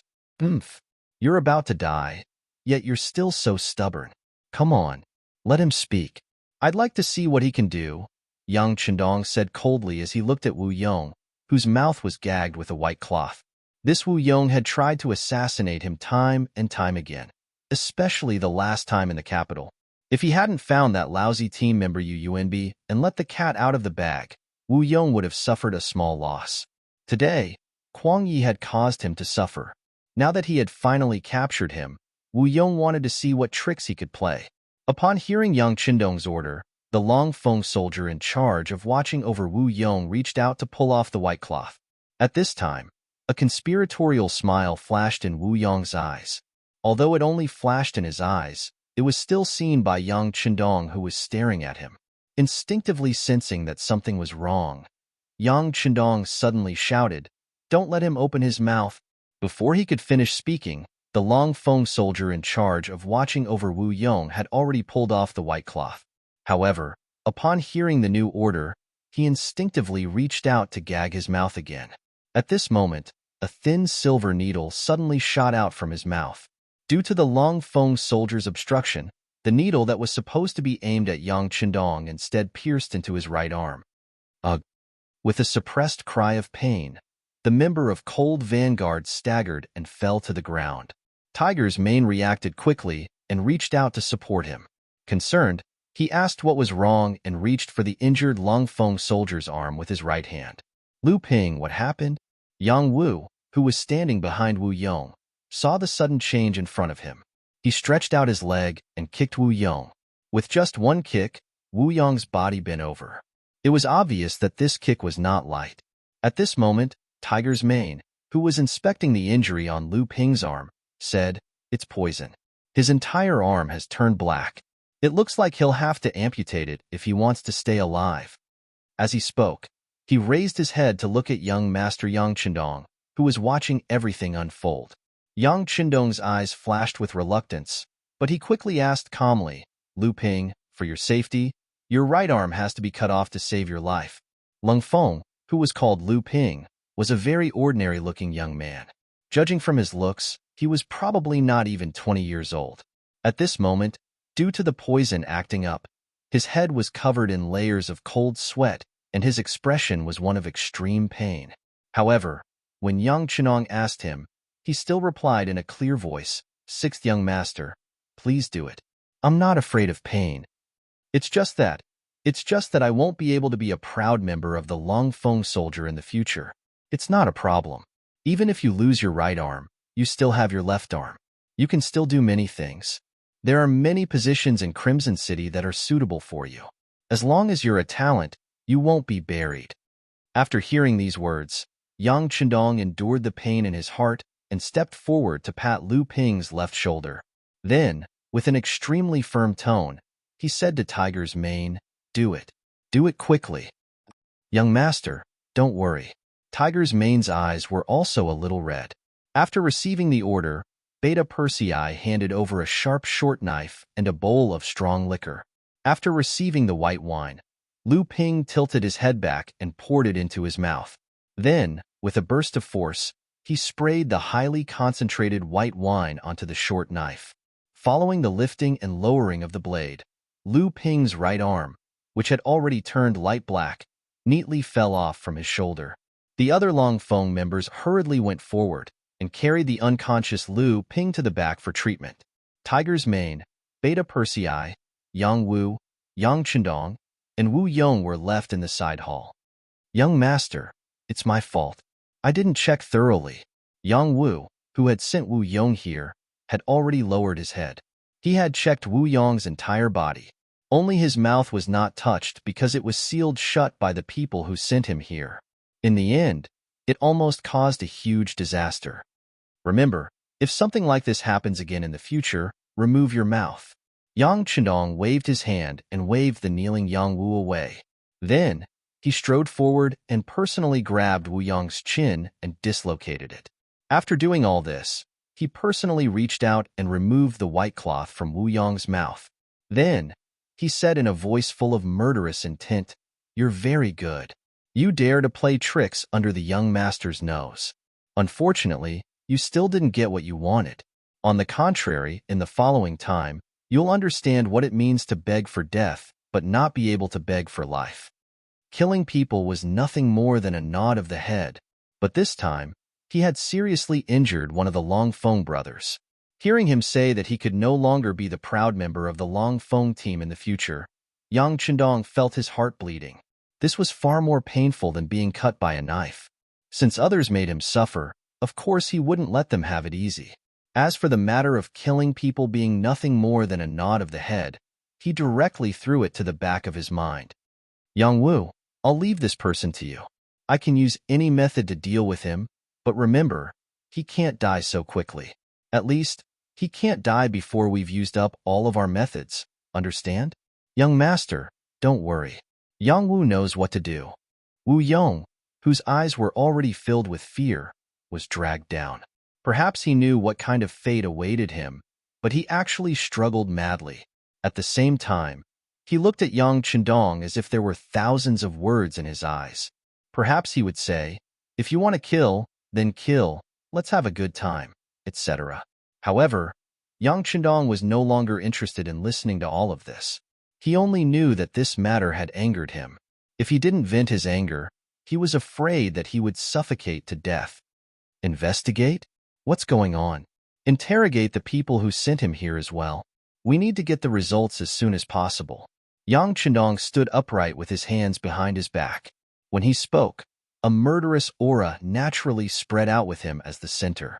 Tiger's mane, Beta Persei, and Yang Wu at the side didn't dare to be negligent. They turned around and left. Soon, the two attendants of Qi Qing who had sent Wu Yong here were crying for their parents. After a while, Tiger's mane returned, but the news he brought back was not very good. "Young master, those two people didn't know. When they saw Wu Yong, he was already tied up. Then Qi Qing arranged for them to send him here. No evidence?" Yang Chendong nodded gently. "Forget it. Since there's no evidence, then there's no need for evidence. Gather the men and follow me to the Qi residence to arrest him." When he said this, Yang Chendong's expression had already calmed down. For others, it was simply impossible to go to the local magistrate's residence to arrest someone without any evidence. However, when it came to Yang Chendong, everything became possible. As Lu Ping said, the members of the Cold Vanguard team should be proud. If such a proud person suffered a big loss, as the master, if he couldn't get back at them, then he wouldn't be able to lead them in the future. The Qi residence. The banquet continued. Perhaps it was because Hangzhou cuisine was originally relatively light, or perhaps it was because of Kuang Ye's presence. This banquet didn't have many toasts. For Qi Bus-hin, Kuang Ye's presence was already enough to explain everything. At least, everything else was secondary. Therefore, he didn't drink too much during the banquet. He only toasted Kuang Yi 3 times, and that was it. The banquet wasn't lively, but just as it was about to end, it suddenly became lively. Suddenly, there was a commotion outside the Qi residence. Then, there was the sound of the main door crashing to the ground, followed by the sound of footsteps. What's going on? Qi Bus-hin, who was sitting in the banquet, heard the commotion outside and his eyes immediately darkened. The Minister of War was in his residence today. Who was so blind to make a scene? It was really embarrassing for him. When the housekeeper saw that his master was angry, he had already turned around and walked out. However, before he could figure out what was going on, he saw a black shadow appear in front of him. Then, he felt a pain in his stomach and was sent flying. With a plop, he flew 3 to 4 meters in the air and landed in the main hall where the banquet was being held. The commotion outside had already attracted everyone's attention. Suddenly, the housekeeper of the Qi residence was kicked back into the main hall. Out of instinct, Guan Ying and Tong Qiao both stood up from their seats. The guards behind them also drew their steel swords. Bang! A sudden gunshot rang out and hit the roof of the main hall. This shot caused the guards who wanted to rush out to stop in their tracks. Everyone was panicking at this moment, except for Kuang Yi, who was still sitting in his seat. He only raised his head to look out the window the moment the gunshot was heard. The person who fired the shot was Yang Chendong. When the gunshot rang out, he had already strode into the banquet hall. At this moment, his gaze met Kuang Ye's. Then, a smile appeared on his originally calm face. Lord Qi, I'm sorry to have disturbed your refined mood. It's just that I had no choice but to come here today because... He suddenly pointed his gun at Magistrate Qi Bus-hin, who was sitting at the host's seat. Because someone wanted to kill me and almost succeeded. I have no choice but to seek an explanation for this matter. Yang Chendong's sudden action caused the originally noisy hall to instantly quieten down. Qi Bus-hin, who had already stood up and wanted to criticize Yang Chendong, fell back into his chair with a plop. Then, his face turned pale and his expression changed drastically. Qi Bus-hin was studious when he was young. He was indeed proficient in the teachings of Confucius and Mencius. Usually, official words came out of his mouth as soon as he opened it. Occasionally, when he spoke about righteous matters, he would be impassioned and make people urinate. However, all of this was based on a theoretical foundation. When faced with a choice of life and death, his mind was already blank. At this moment, he was not thinking about the principles of the saints. He was thinking about whether the gun could shoot bullets and whether it could really kill him. Chapter 343. Yang Chendong's action made Commander Tong Qiao, who was about to speak, swallow his words.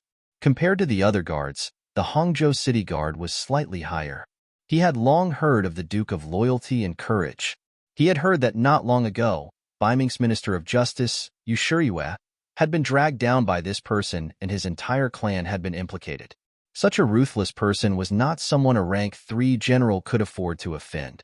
Guan Ying, on the other hand, took a step forward when the atmosphere in the hall suddenly became heavy.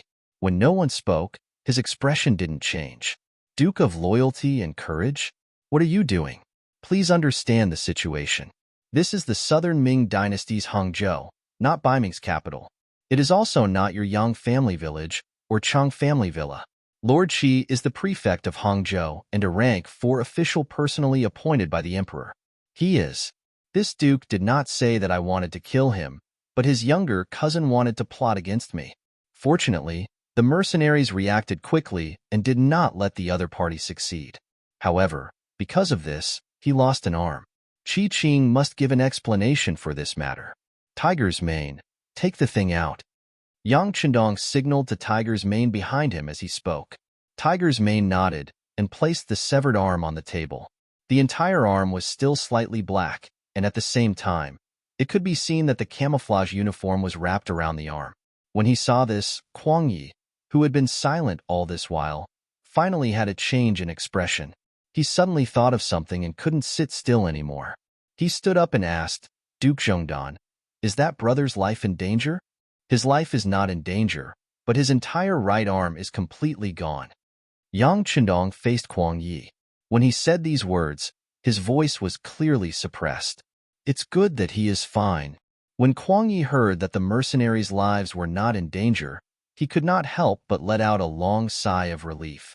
This time, he had only left the capital to do two things. First, it was official business. That was to patrol the various guard stations in the south. This was so that when they really needed an army, they would be able to pull them out and have enough fighting power. The second matter was the secret edict that the emperor had just issued. It was to persuade Yang Chendong to let the mercenaries behind him work for him. At this moment, if the mercenary brothers were to lose their lives, it would be even more difficult to discuss the cooperation. Fortunately, he had only lost an arm, so he was still safe. This way, he could be at ease. Of course, this kind of relief was only in his heart. Seeing Yang Chendong appear with a murderous aura and take out a broken arm, he knew that if he did not give an explanation, not to mention the anger of the Duke of Loyalty, at the very least, there was no need to discuss the matter of cooperation. As the Minister of War and an important official of the imperial court, Kuang Yi had seen a lot of storms and reacted quickly. After figuring out the key point, his expression changed immediately. Magistrate Qi, what is going on? All of a sudden, he changed the topic and asked Qi Bus-hin. Many people were stunned on the spot. With such a change in attitude, many people who thought they were smart instantly understood what was going on. Minister Kuang had questioned Qi Bus-hin for the sake of the Duke of Loyalty. Even though he knew that Qi Bus-hin had the background of the Minister of Rights, Lu De, he still did it without hesitation. It seemed that the rumors were true. Kuang Yi owed the Duke of Loyalty a life-saving grace and was now repaying him. Qi Bus-hin also thought the same. He looked at Kuang Yi with a bitter expression and said, Lord Kuang, I really don't know what happened. Why would the Duke of Loyalty question me like this? Could it be a misunderstanding? Misunderstanding? Do you know who the Duke of Loyalty is? How could he misunderstand you? Since you don't know, why don't you ask your cousin to come out and explain it to us face to face? Kuang Yi didn't look at other people's expressions and didn't have time to figure out what they were thinking. He only knew that a mercenary was injured in front of him. If he couldn't give a suitable explanation, it would be impossible for him to cooperate with the other party. For the sake of the country, for the peace of the South, and for the South Ming to have the capital to contend with Ming, not to mention a fourth-rank magistrate, even if Minister Lu De was here, he would sacrifice himself when necessary. Perhaps no one except Yang Chendong could understand Kuang Yi's thoughts at this moment. Qi Bus-hin didn't understand, so he was a little conflicted about calling his cousin out. But in front of Shangguan, he couldn't say anything to refuse. He just stood there and didn't say anything. He just wanted to use this method to resist. Once Kuang Yi's anger dissipated, perhaps there would be a chance to save the situation. Qi Bus-hin thought himself clever and didn't say a word. Yang Chendong saw through his thoughts and smiled coldly. Oh, it seems that I've made a mistake. Since that's the case, I'll take my leave. Sorry for the disturbance. Ha ha ha. After saying this with a faint smile, Yang Chendong prepared to turn and leave. However, before he could take a step, Kuang Yi's voice rang out. Qi Bus-hin, I told you to find my cousin, but you didn't hear me. Guaning, bring some men to the back residence and find him. Kuang Yi actually ordered a search of the residence. This was tantamount to falling out completely. Although it didn't matter if he offended a small fry like Qi Bus-hin, what would the Minister of Rights, Lu De, think? How would he deal with him when they met in the imperial court? Not to mention, the two of them had a good personal relationship. Why would he do this? Wouldn't there be no room for negotiation? At this moment, Tong Qiao, the commander of the Hangzhou City Guards, and Guaning were stunned.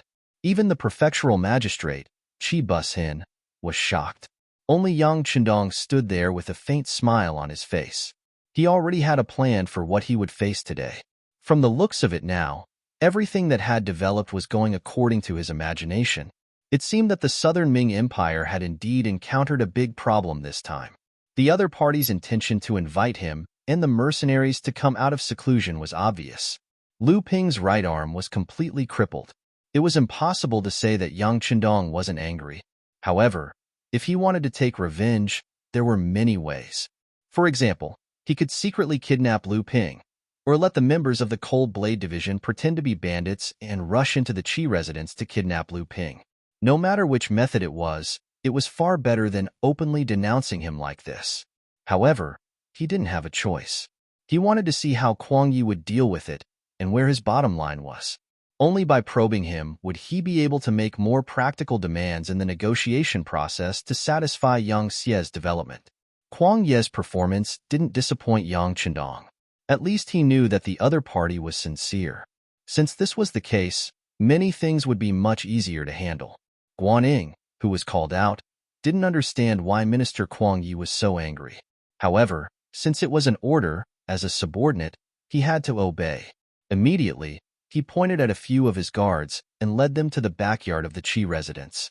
During this process, Qi Bushan really wanted to step forward and stop them, but when he saw the dark expression on Kuang Ye's face, Tong Qiao staring at him, and Yang Chendong standing there calmly, he didn't do anything to stop them. He had just tricked Tong Qiao and almost caused him to lose his official position. He must be holding a grudge in his heart. If he dared to openly disobey Kuang Ye's orders, Tong Qiao would be the first to jump out and teach him a lesson. It was also equivalent to performing well. The situation was stronger than the person. Not to mention the Duke of Loyal Courage, who was staring at him like a tiger watching its prey.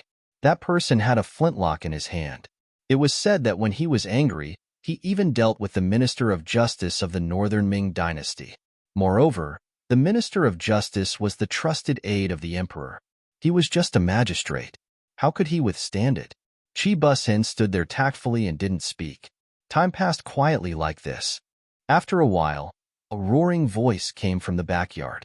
"What are you doing? Who are you?" "Let me tell you, this is the Qi residence. I want to see my cousin.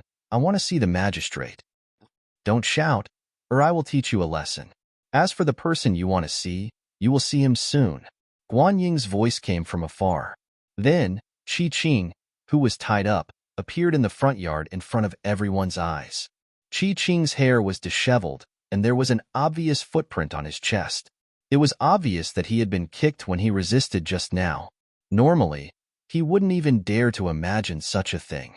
His cousin was the magistrate of Hangzhou. As the saying goes, even if you don't respect the monk, you still have to respect the Buddha. Who in Hangzhou would dare to treat him like this?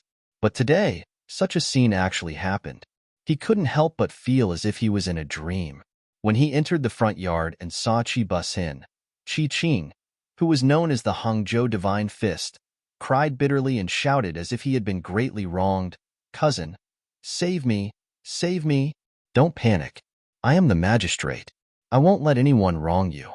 At this moment, Qi Bushin had returned to his original official appearance. He finally understood what was going on. If he really allowed someone to take Qi Qing away in front of him, he wouldn't be able to keep his position as the magistrate anymore. If he couldn't even protect his family, who would be loyal to him? A person's life was just a thin layer of skin. For this face, even if he had to face Kuang Yi, the minister, he had to do it.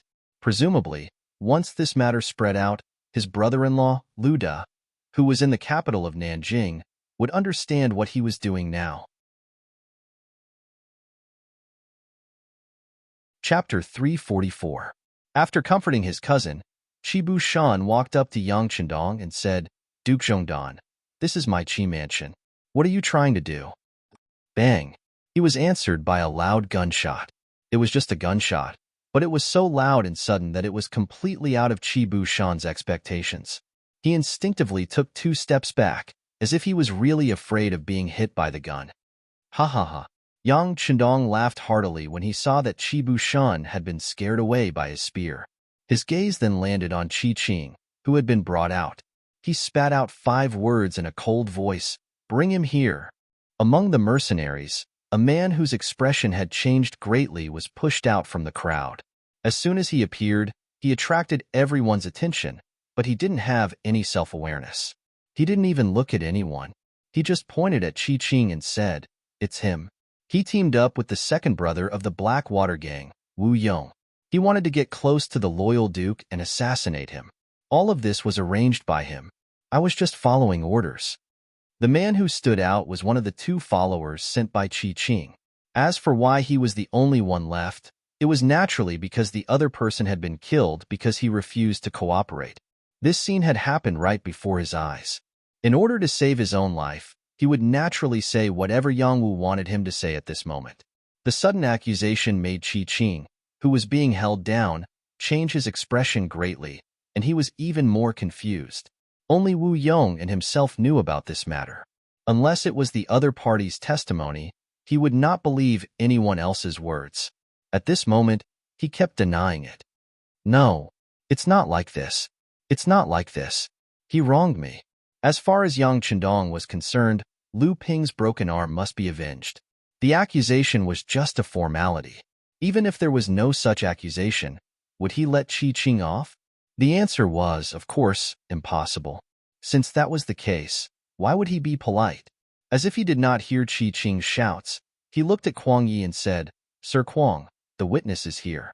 Can I take him away?" Kuang Ye's expression was a little unnatural. Naturally, he could tell that it was a little far-fetched to want to pin Qi Qing down with just one witness. However, he also knew that if he didn't vent his anger, the so-called cooperation with the mercenaries would be impossible. For the bigger picture and for the country, sacrifice was a must. He immediately nodded, "Yes, there is a witness here. Duke of Loyalty, you can take Qi Qing away for questioning, but how to deal with him will be handed over to the Yamen or the Ministry of Justice." Kuang Yi agreed to Yang Chendong's request to take him away, but at the same time, he also left some leeway. Naturally, he didn't want to offend the mercenaries, but he also didn't want to offend Lu De. At the very least, before he received the benefits from Yang Chendong, he would not easily make preparations to side with one side. When Qi Busin heard Kuang Yi say that he could take them away, he wanted to refute. However, when he heard the last sentence, he quickly shut his mouth. Minister Kuang had left him some face. As long as Qi Qing's matter was handed over to the Yamen or the Ministry of Justice, he believed that with his connections, Qi Busin would definitely be able to protect him. Qi Busin was happy, and so was Yang Chendong. After laughing a few times, he took 2 big steps forward and whispered something in Kuang Ye's ear. With this sentence, Kuang Ye's originally very serious face instantly became much better. Just as Kuang Ye's expression became better and Qi Busin felt that something was wrong, a gunshot rang out again. Bang! The sound reverberated throughout the front yard. As the gunshot rang out, a bloody hole appeared on Qi Qing's forehead. Then, his eyes became blurry, and he fell to the ground with a plop. At this moment, he couldn't be more dead. Yang Chendong was the one who fired the shot. Just as Kuang Ye's expression became happy, he had already fired the shot.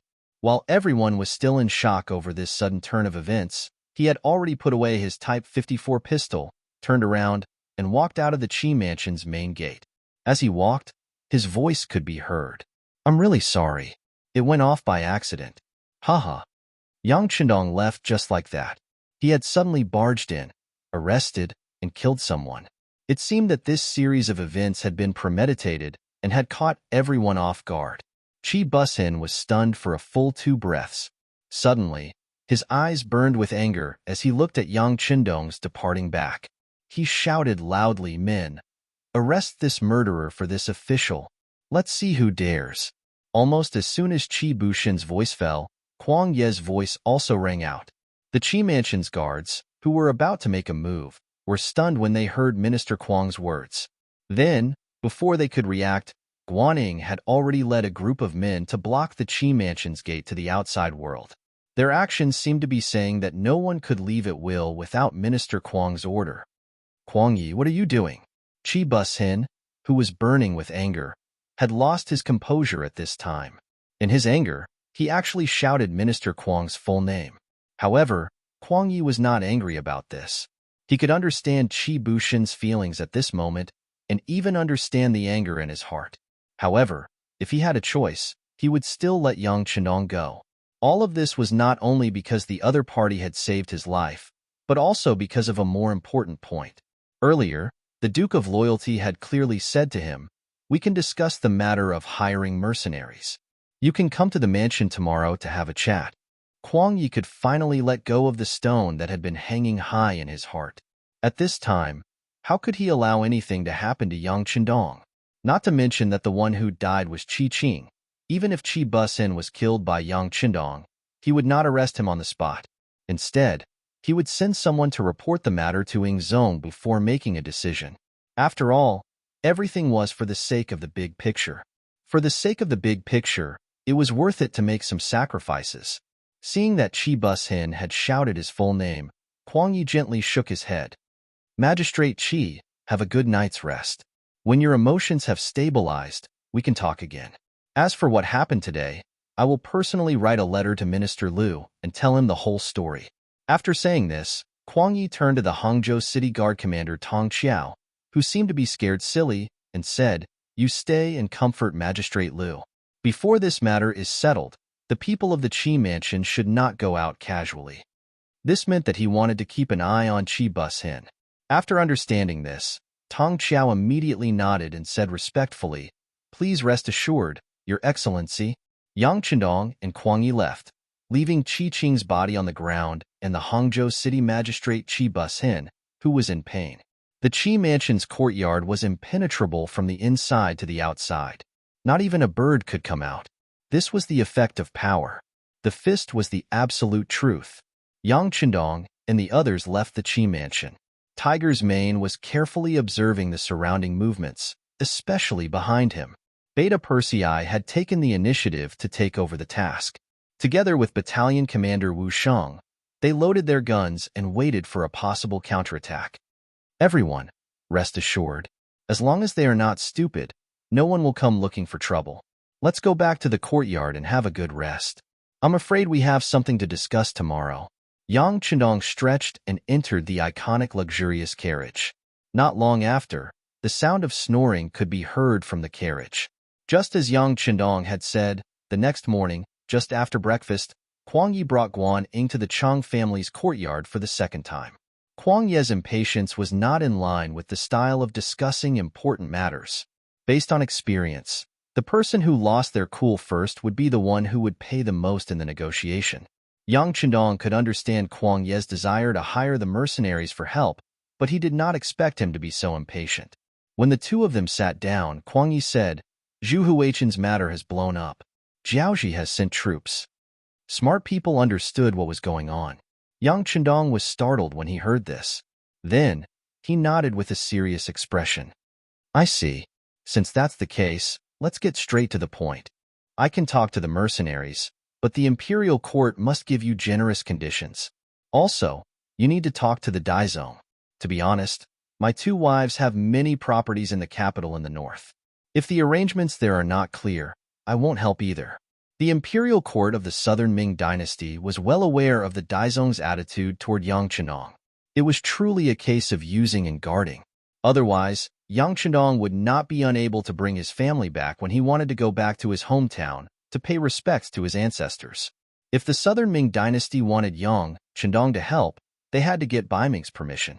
Kuang Yi had thought about this very clearly last night. Therefore, when Yang Qindong made the request, he readily agreed.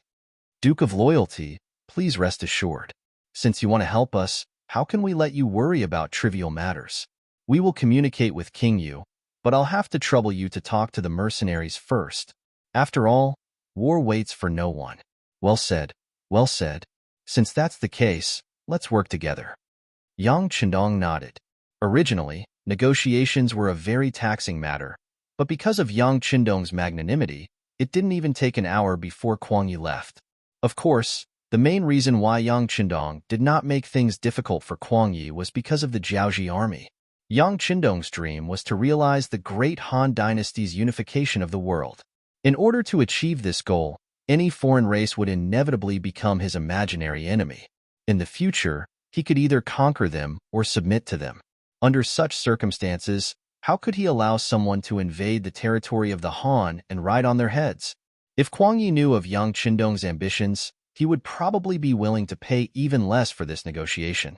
He did not know that young Chendong had never been soft-hearted when it came to foreign invasions. Even if he was not invited, he would find a way to stand out and help. Chapter 345. Nanjing. As the supporting capital of Great Ming, it was the earliest capital of Great Ming. Because of Tu Mu's defeat, Zhu Qizhen of Ying sect came here and built a new capital here. Speaking of which, Zhu Qizhen was the most special emperor of the Ming dynasty. He had set 3 records in his life. Firstly, he was the only emperor of the Ming dynasty who had been captured. In this life, due to Yang Chendong, he was lucky not to be captured. Secondly, he was the only emperor of the Ming dynasty. Daizong Zhu Qiyu now addressed him as such. Thirdly, he was the only emperor of the Ming dynasty who had ascended the throne twice. When the South Ming was built, he still called himself Yingzong. He held another ascension ceremony and promoted officials. Furthermore, these records did not show that he was a great emperor. History didn't have a high opinion of him either. The process of being defeated, captured, lost his position, and restored just happened to prove that his fate was bumpy. It was because of such experiences that Zhu Qizhen wanted to do something more than any other emperor to prove his ability. With that, after establishing the South Ming, he had turned over a new leaf.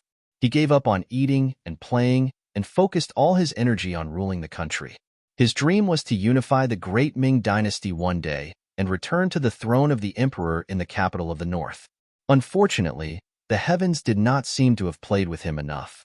No matter how hard he worked, the problems that should have appeared were not small. On the contrary, they were getting worse and worse. Just as Zhu Qizhen was developing the military and land, the chaos in the south still appeared. Not only that, the scale was even larger than in history, and even Jiaoji sent out troops. During the Yongle period, Zhu Di had conquered Jiaoji, present-day Vietnam. At that time, the one leading the troops was the late Duke Ing Zhongfu. With the strength of the Ming army, they defeated them and established Jiaoji province. However, as the journey was too far, there were many things that could not be done. In 1431 AD, Jiaoji province was removed, and Li Li accepted the title of Ming dynasty and became the Annan king. This was a huge blow to the prestige of the central government toward the southwest chieftains. Following which, Shi Duo proved that the negative effects of Xuanda abandoning Jiaoji were long-term and fatal. This incident dealt a heavy blow to the Ming dynasty's international reputation in the western region and shook the Ming dynasty's suzerain status. Losing Annan meant losing the West. This was something that Zhu Zhanji probably did not expect. From then on, Annan continued to disturb the border and invade the land. This time, Min Zhuang King Huading took the initiative to finally Li King, who was old but still had great ambitions. After promising him great benefits, they who were already restless finally moved out. Once Jiaoji enters the war, the Yunnan affair will only get bigger and bigger. Moreover, the chaos in Guangdong seems to be mutual, so the rear is bound to be in chaos. How is he going to make Zhu Qizhen focus on developing the nation's power and plotting by Ming to unify the country? Chaos meant that more people would suffer. Chaos meant that the emperor's imperial power would be shaken, which would inevitably be tainted by historians. Chaos meant that a rebellion would need to be quelled, which meant that a lot of money would have to be spent and a lot of troops would have to be mobilized. All of these were things that Zhu Qizhen didn't want to see, so he naturally had a headache because of this. At this time, Empress Qian suddenly suggested asking the Duke of Loyalty for help during the banquet. In her words, since this young Duke of Loyalty could even force back the elite Walla army, he should be able to solve the chaos in the south. Empress Qian said this because she heard the words of the eunuch beside her. However, no matter who she heard it from, she felt that it made sense and said it. This was exactly what Zhu Qizhen wanted. Zhu Qizhen, who was familiar with history books, had seen the deeds of many wise emperors. He found that they all had a common characteristic, which was that they knew how to use people and were good at using capable people. Without a doubt, Yang Chendong was a capable person. Other than his age being too young, whether it was his experience, background, or what he had done, it all proved that he was a useful talent. Such a great talent, but he couldn't be used by the southern Ming dynasty, which made him vexed. Fortunately, Prince Chong, Zhu Qiyu, didn't seem to know how to use people. At least when it came to Yang Qindong, he didn't use the method of using him. Instead, he kept on guard until everyone in the world could see his intentions. This gave Zhu Qizhen a glimmer of hope. It could be said that the heavens were helping him. During the chaos in the south, the Duke of Loyalty, Yang Qindong, had to leave the capital to avoid the limelight because he overthrew the Minister of Justice, Yu Shiyue. At this moment, he was in his own territory. How could he let go of such a heaven-sent opportunity? He immediately sent someone to inform the Minister of War, Huang Yi, who was patrolling the various military guard stations, that he had to use Yang Qindong no matter what. As long as the other party's conditions were not too excessive, he could agree to them one by one. This led to the meeting between Huang Yi and Yang Qindong in Hangzhou. Now, Minister Chang had reported the details of his meeting with Yang Qindong, as well as the conditions that Yang Qindong had proposed. After Zhu Qizhen read it carefully twice, he had an idea. He called the Minister of Personnel, Chen Sun, Minister of Revenue, Wang Zuo, Minister of Rights, Minister of Justice, Xiao Chua, Minister of Works, Shang Lu, and other important officials to the front of the palace for questioning. The ministers and important officials knelt first. After they rose, Zhu Qizhen said in a somewhat impatient voice, "Everyone, I wish to use Yang Qindong, the Duke of Loyalty, as a general to quell the chaos in the south. What do you all think?" There was no such thing as an airtight pants in the world, especially in the palace. Often, even a trivial matter would be infinitely magnified in the eyes of the officials. Needless to say, Huang Yi had sent back a letter. It had passed through the hands of a few people to reach Zhu Qizhen. This news had long been leaked by outsiders. As officials favored by the emperor and relied on as important officials, which one of them had not experienced the ups and downs of the official world for decades, they had the ability to see through people's hearts. This time, the emperor had issued an edict, so they had gone through a lot on the way here. Now that they were asked by Zhu Qizhen, they all spoke in unison, "Your Majesty is wise." Seeing that no official came forward to stop him, Zhu Qizhen was overjoyed. He looked at the Minister of Rights, Lu De, and said, "Minister Lu, the Duke of Loyalty has made a request. He can lead the troops, but he needs Prince Cheng's approval. I want to let the Ministry of Rights do the work. How about it?" This official obeys. Lu De held the ceremonial tablet and walked out of the room. Good. But who does Minister Lu want to send? Zhu Qizhen nodded with satisfaction. He already knew that Lu De's brother-in-law had been humiliated by Yang Qindong in Hangzhou. However, his thoughts were the same as Minister Huang Yi's. As an emperor, he only cared about the overall situation and would not take such a small matter to heart. At most, he would give Qi Bushin an official position later. Lu De did not know what Zhu Qizhen was thinking, but at this moment, he said with a serious face, "Your Majesty, since it is such a big matter, this official thinks that we should send Assistant Minister Yang. This will make it more serious."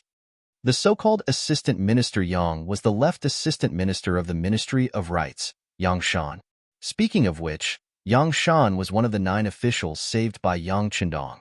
His original position was the left Assistant Minister of the Ministry of Rights. After he followed Ingzong to Nanjing, his position was restored, and he was still the left assistant minister. Yang Shan used to be an official in the northern capital, so he knew the situation there very well. He was also a rank 3 official. Even if he went to the northern capital, he would have a high rank. It could be said that Lu De's arrangement was very suitable. Good. As per your request, let Yang Shan go to Prince Cheng's place to talk. Zhu Qizhen nodded with satisfaction. This person was exactly what he wanted, so he immediately agreed. The conversation between the monarch and the official ended quickly. After Zhu Qizhen left for the harem, several important ministers left the hall in 2s and 3s, heading out of the palace. Minister of Works Zhang Yuan and Lu De walked together. When he saw that there was no one around, he couldn't help but chuckle. "Minister Lu, good method. Yang Shan will be in trouble this time." "Sigh, why did Lord Zhang say that? This old man is wholeheartedly working for the country." Lu De's expression froze for a moment, then he shook his head and smiled. Clearly, he already knew that Zhang Yuan had seen through his little trick. Although it was a little trick, it was actually an overt scheme. As mentioned before, Lu De was the only minister of the 6 ministries who was from Nanjing. Because of this, he was a little special. This caused many people to look at him with envy and a trace of jealousy. Naturally, there were people who were unhappy. Among those who were unhappy, the most important one was the left assistant minister of the Ministry of Rights, Yang Shan. The left assistant minister was a rank 3 official and was only one step away from being a minister.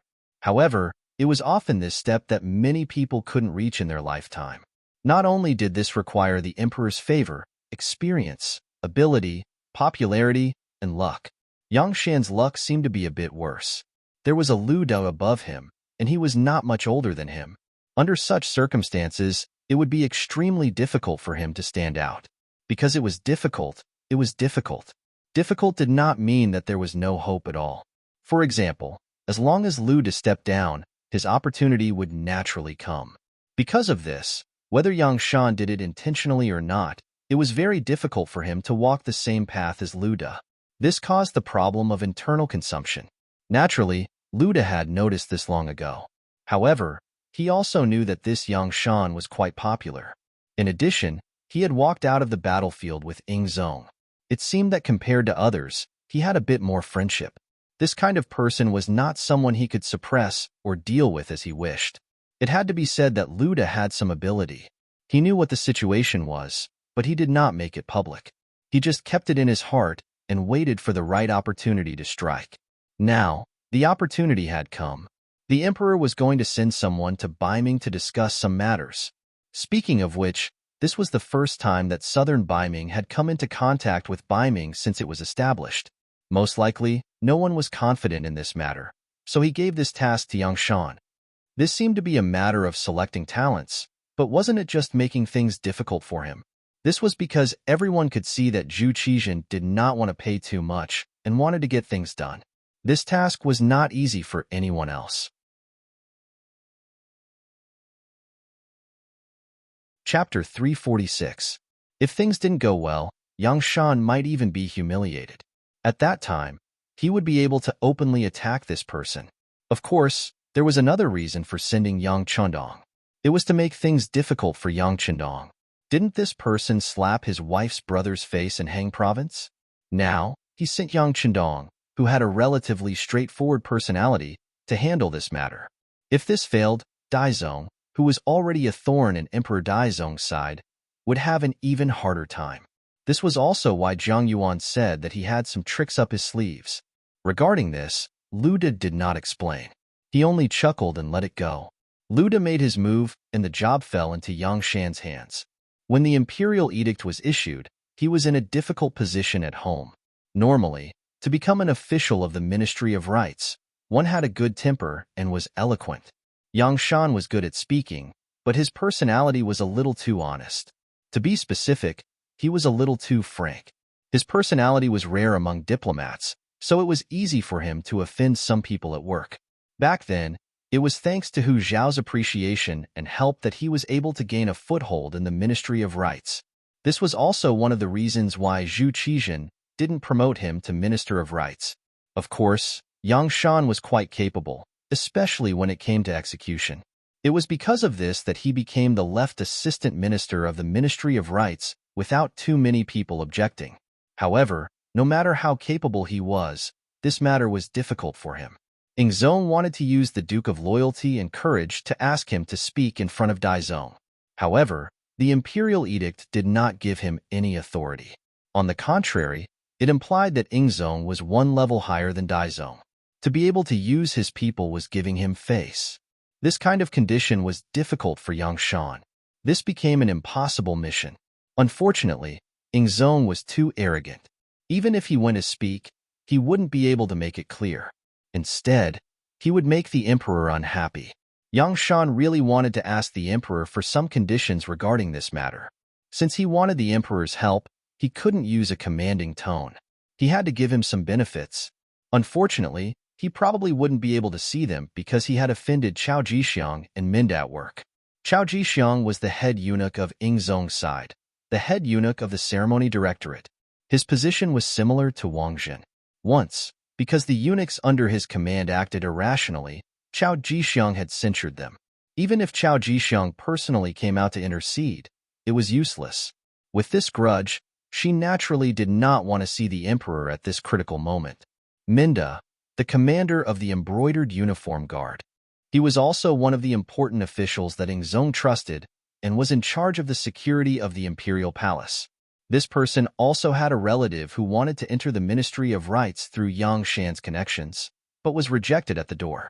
Because of this, he was filled with hatred. Both ministers had been offended, and he had not received an imperial edict from the emperor to meet him. How difficult would it be to enter the palace to meet the emperor?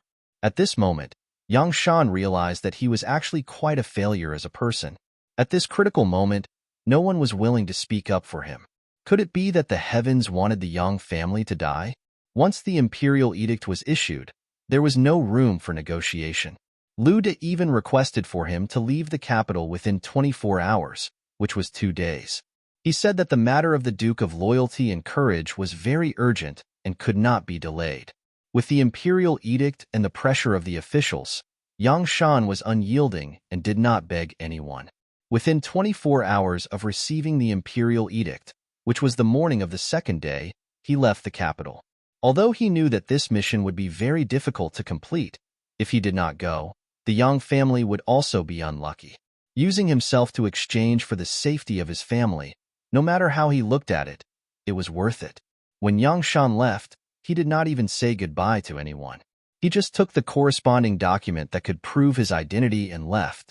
Naturally, no one thought highly of him when he left this time. Even the entire Yang residence was filled with the sound of crying. It was as if they knew that the chances of their master going this time were slim.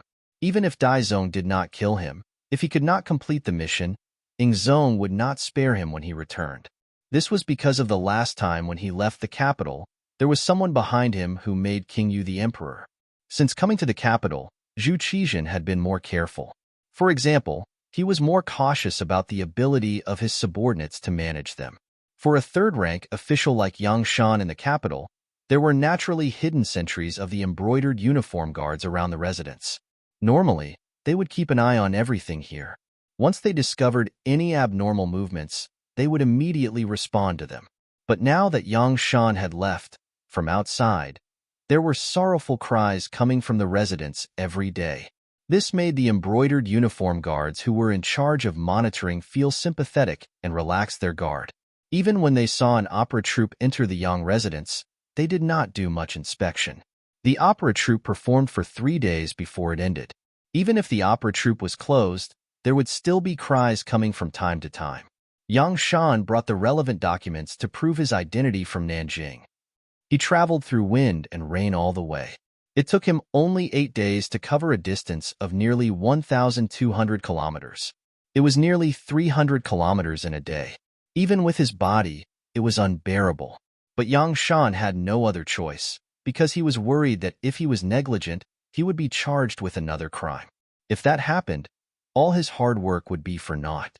For the sake of his family, he had no choice but to rush along. In his grief and indignation, by the time he reached the capital, he had fallen ill. The capital had already received news of Yang Shan's arrival, and with the exaggeration of Lu De and the others, the purpose of his arrival was already known in advance. In the throne room of the imperial palace, Zhu Qiyu had already pushed away all the things on the dragon table in anger. At this time, his chest was still panting heavily. It was obvious that he was very angry. It was no wonder. Lu De had spread the news that Yang Shan came to the capital as the representative of Ingzong Zhu Qizhen to reprimand Zhu Qiyu. Having no monarch, father, brothers, and ministers were the 4 major crimes. It was to show the righteousness of the southern Ming and to show that the southern Ming was the legitimate identity. As for speaking up for Yang Qindong, it was just a matter of convenience. It gave people the feeling that the person who Ming was giving face to Prince Cheng. When the news first came, Zhu Qiyu had already lost his temper in the imperial palace.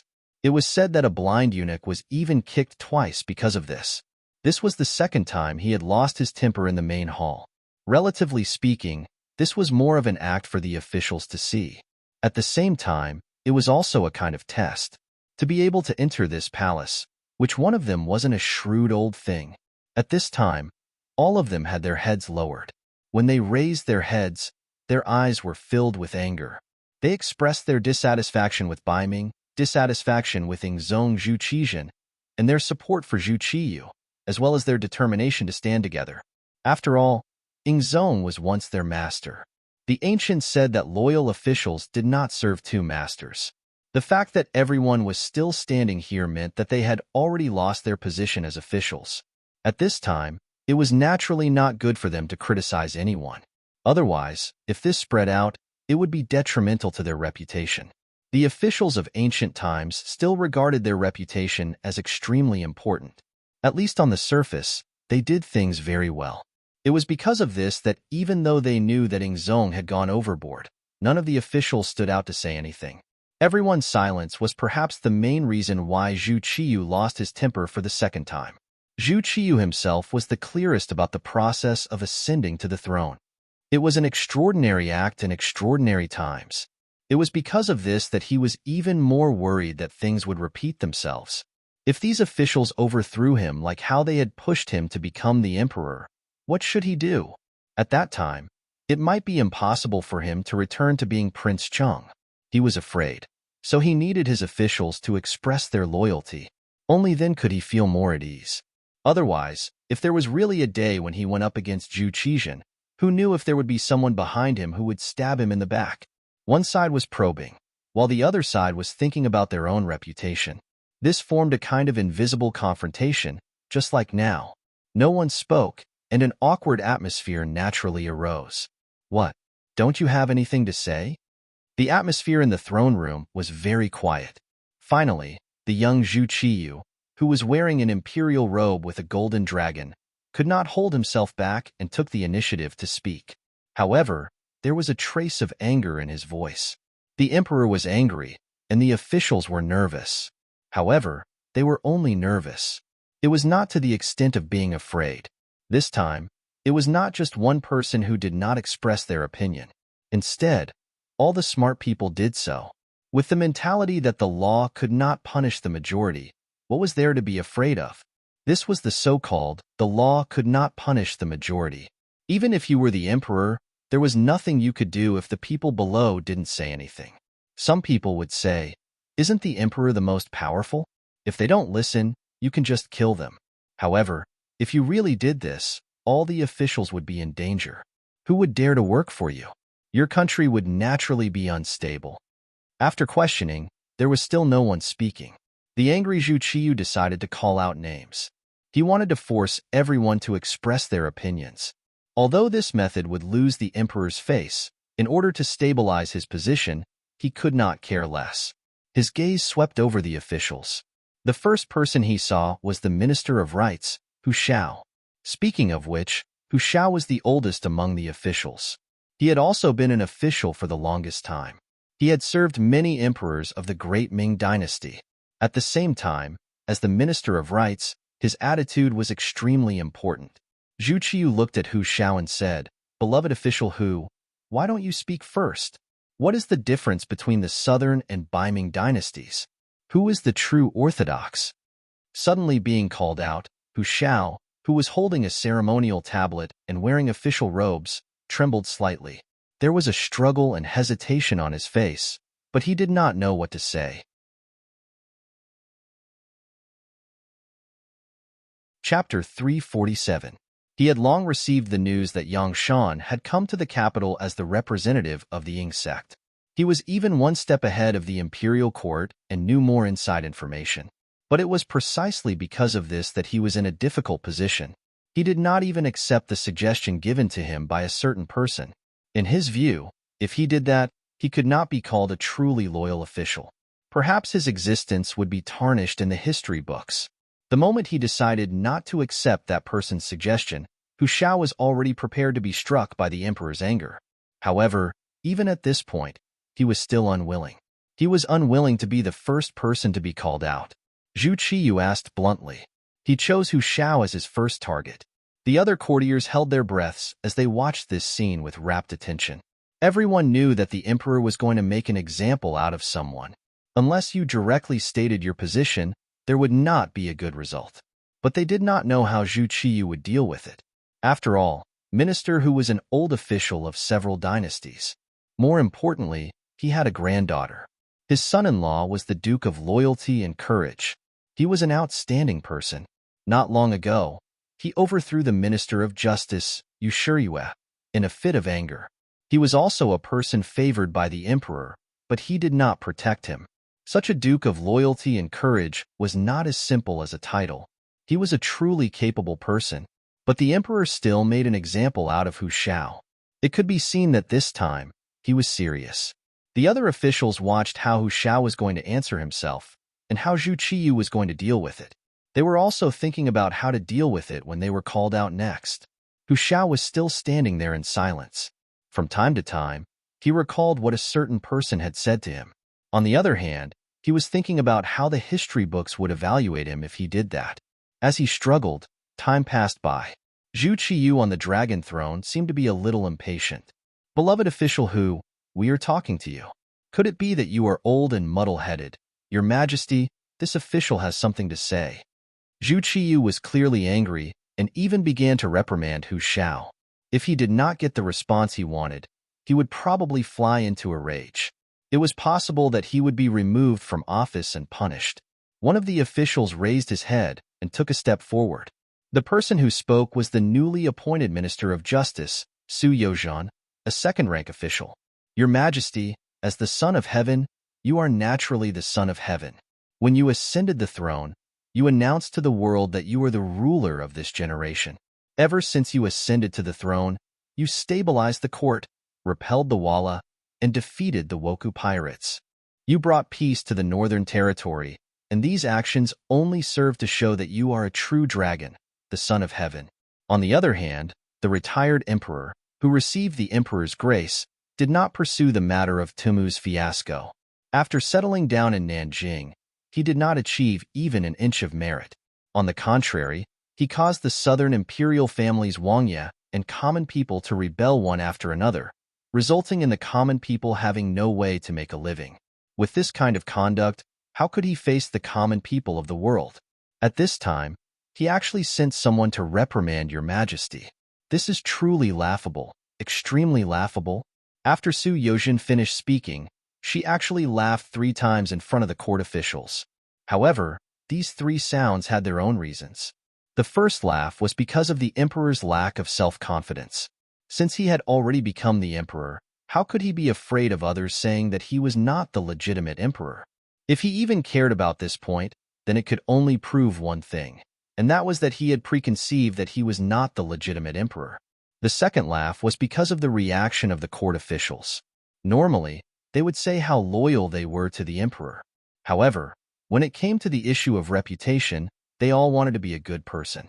Then weren't they just deceiving themselves and others? The third laugh was because of themselves. The court officials could see that this matter was not easy to express. If they did not handle it well, they would be condemned in the history books. However, even though they knew this, they still stood up. They really had their own difficulties. The news from the Duke of Loyalty, Yang Chendong, arrived a bit earlier than the official news from the court. At the same time, a letter arrived. The letter explained in detail what might happen in the Northern Ming dynasty and what Su Yozhan should do if she was willing to do so. In the letter, Yang Chendong did not ask Su Yozhan to do anything. However, with this letter in hand, how could he dare to neglect it? On the surface, the relationship between the two was extremely bad. It could even be said that they were enemies. However, all of this was just a cover. Su Yozhan was able to become the head of the Ministry of Works from a small imperial censor. It was all the result of Yang Chendong's secret operations. If all of this was made public, with Zhu Qiyu's personality, he would definitely not forgive him. At that time, he would lose everything he had, even his life. He had to listen to Yang Chendong's orders. If he did as he was told, he would become an evil person who was not loyal to the emperor. How to choose was truly a difficult choice. Because of this difficult situation, when Zhu Qiyu called everyone into the hall, he did not immediately express his attitude. He was still thinking about whether or not he could muddle through. He did not expect that the emperor would call out Minister Hu Ming's name. At this moment, he was pushed into a very awkward situation. Hu Ming was the grandfather of Yang Chendong's legal wife, Hu Yin. At this moment, He was going to Jianing Prefecture to worship the ancestors. If he watched Hu Pa get into trouble and didn't save her, who knew what this young but bold loyal guild member would do? He was afraid that he would not have a good ending. If he stuck out his head, he would be stabbed. If he retracted his head, he would still be stabbed. However, if he stuck out his head, he would be able to live well. Not only would he be able to report to Yang Chendong, but he would also be able to express goodwill to the emperor. There was no need to hesitate about what to choose. Thus, Su Yozhen stepped out. He used this method to raise Zhu Qiyu up high. At the same time, he also stepped on Zhu Qizhen, who he had previously called the emperor, and degraded him to be worthless. Perhaps some of Su Yozhen's words were true, while some were slightly exaggerated. But the most important thing was his attitude.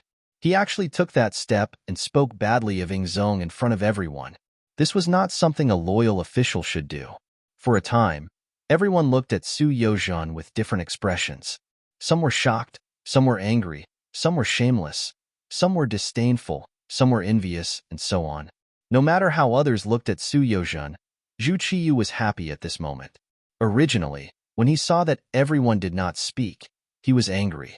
In order to prevent everyone from two-timing, he decided to call out their names one by one and force them to express their views. In Zhu Qiyu's view, if these officials did not express their views, then they were disloyal and even hoped that Zhu Qizhen would come back. If that was the case, then at that time, these people would become Ingzong's officials again and could continue to enjoy the glory and wealth. If that was really the case, one could imagine how many officials would be willing to fight to the death for Zhu Qizhen if there really came a day when they had to face him head-on. What were his chances of winning? Forced by this, he had to use this matter to force the officials to express their views. The reality was the same as the worst result he had imagined. Everyone was silent. On the surface, they looked like loyal officials, but in reality, they just wanted to benefit from both sides. In his anger, he wanted to make an example out of Hu Shao. It was because this person was a powerful official with great influence that he became the monkey to warn the others. At this moment, Su Yozhen's sudden words eased the originally heavy atmosphere. It was as if he had seen the light in the dark night. Zhu Qiyu was happy. Beloved official Su understands the world. Your words are reasonable. Zhu Qiyu was so happy that he called out Su Yozhen's name twice. Lord Su's words are reasonable. You have spoken my thoughts. The head eunuch standing next to Zhu Qiyu, Jin Ying, quickly supported Su Yozhen. Jin Ying was different from the other important officials. As a eunuch, he had to rely on the emperor for what kind of life he could live. If something happened to Daizong, he would not benefit no matter what. Since that was the case, he had no choice but to walk down this path. However, the other officials did not speak. As a eunuch, if he took the lead to express his opinion, it would not be reasonable. That was why he had been suppressing himself and coldly watching the other officials' reactions. Now that Su Yozhen had stood up and said the words that Zhu Qiyu wanted to hear the most, he immediately made his position clear. Following Jin Ying's statement, the other officials also said in unison, Lord Su's words are reasonable. You have spoken my thoughts. Haha, good. The sudden change in the situation made Zhu Qiyu very happy. Although he knew that some people had to say something against their will because of the situation, no matter what, he had at least won this battle on the surface. And the key to this victory was Su Yozhen. Thinking that this person was so considerate of him, he was a true loyal official. The more he looked at him, the more pleasing he was to the eye. If it wasn't for the fact that he didn't want his table manners to be too unsightly, he was afraid that he would have added Su Yozhen as the Grand Tutor of the Crown Prince, which was equivalent to a first-class official. Official Su, hear the decree. I order you and the Ministry of Rights to be responsible for receiving Yang Shan and raising the prestige of our country. Zhu Qiyu's voice rang out in the court. Su Yozhen knelt on the ground and gratefully accepted the decree. At this moment, he had no other way out. With what he had just said, if Ingzong really came back one day, he probably would not end well. In a sense, he was now a grasshopper on the same rope as Daizong. The small court meeting, which should have been very tense, ended. Zhu Qiyu left the hall with satisfaction, accompanied by eunuch Jin Ying. Only then did the other officials walk out in twos and threes. However, it was clear that Su Yozhen, who was usually quite popular, had become a loner. It was as if he had contracted an infectious disease. People could not help but keep a respectful distance from him. Chapter 348. The Minister of Rites, Hu Shao, pondered for a moment, then strode over to Su Yozhen's side. Many officials saw this, but they all had understanding expressions. After all, if Su Yozhen had not taken the initiative to stand up, Hu Shao would not have been able to be an official of the same court as them. Minister Hu. After seeing Hu Shao walk over, Su Yozhen's expression was respectful, and his head was slightly lowered. It was clear that this was not because Hu Xiao's status or position was higher than his, but because it was sincere respect from the bottom of his heart. Thank you, Minister Su. Hu Xiao smacked his lips. It seemed that it was difficult for him to say the word, thank you. However, when he actually said it, he relaxed a lot. I don't dare. Su Yozhen hurriedly shook his head. This person was not as simple as an old official. His grandson-in-law was the Duke of Loyalty and Courage. Because of this, he had to be respectful, and he could only be respectful. There's nothing I wouldn't dare to do. If it weren't for Minister Su's help, I'm afraid I would have been kicked out of the imperial court by now. Hu Shao also shook his head, looking as if he deserved the word, thank you. Not at all. With the Duke of Loyalty and Courage, how could anything happen to Minister Hu? I'm sure that even if I didn't stand up, someone else would have. When Su Yozhen said this, he intentionally looked around. The more time he spent with Yang Qindong, the more he learned, the more he admired this person. Based on his intuition, the Duke of Loyalty and Courage would not only have one trump card. He should have prepared something else, but it was not the right time, so he would not reveal it. When he heard Su Yozhen mention Yang Qindong's name, a relaxed smile appeared on Hu Xiao's face. He was indeed satisfied with this grandson-in-law. Not only was he the grandson of an old friend, but his talent was also admirable. Now, even he had to show his gratitude to him for protecting him. When he thought of this, how could he not be satisfied? However, before the smile could fully blossom on his face, he became a lot calmer. What he did this time is really too bold. Won't Yang Xijing, Yang Shan, be implicated? How is he going to live in the future? Speaking of Yang Shan's matter, Su Yozhen saw that no one was paying attention to him and whispered, Minister Hu, regarding this matter, the Duke of Loyalty and Courage has already made plans, but we still need your cooperation. When he heard the word cooperate, Hu Shao instinctively wanted to shake his head and refuse. After all, he really didn't want to do something like scamming his good friend.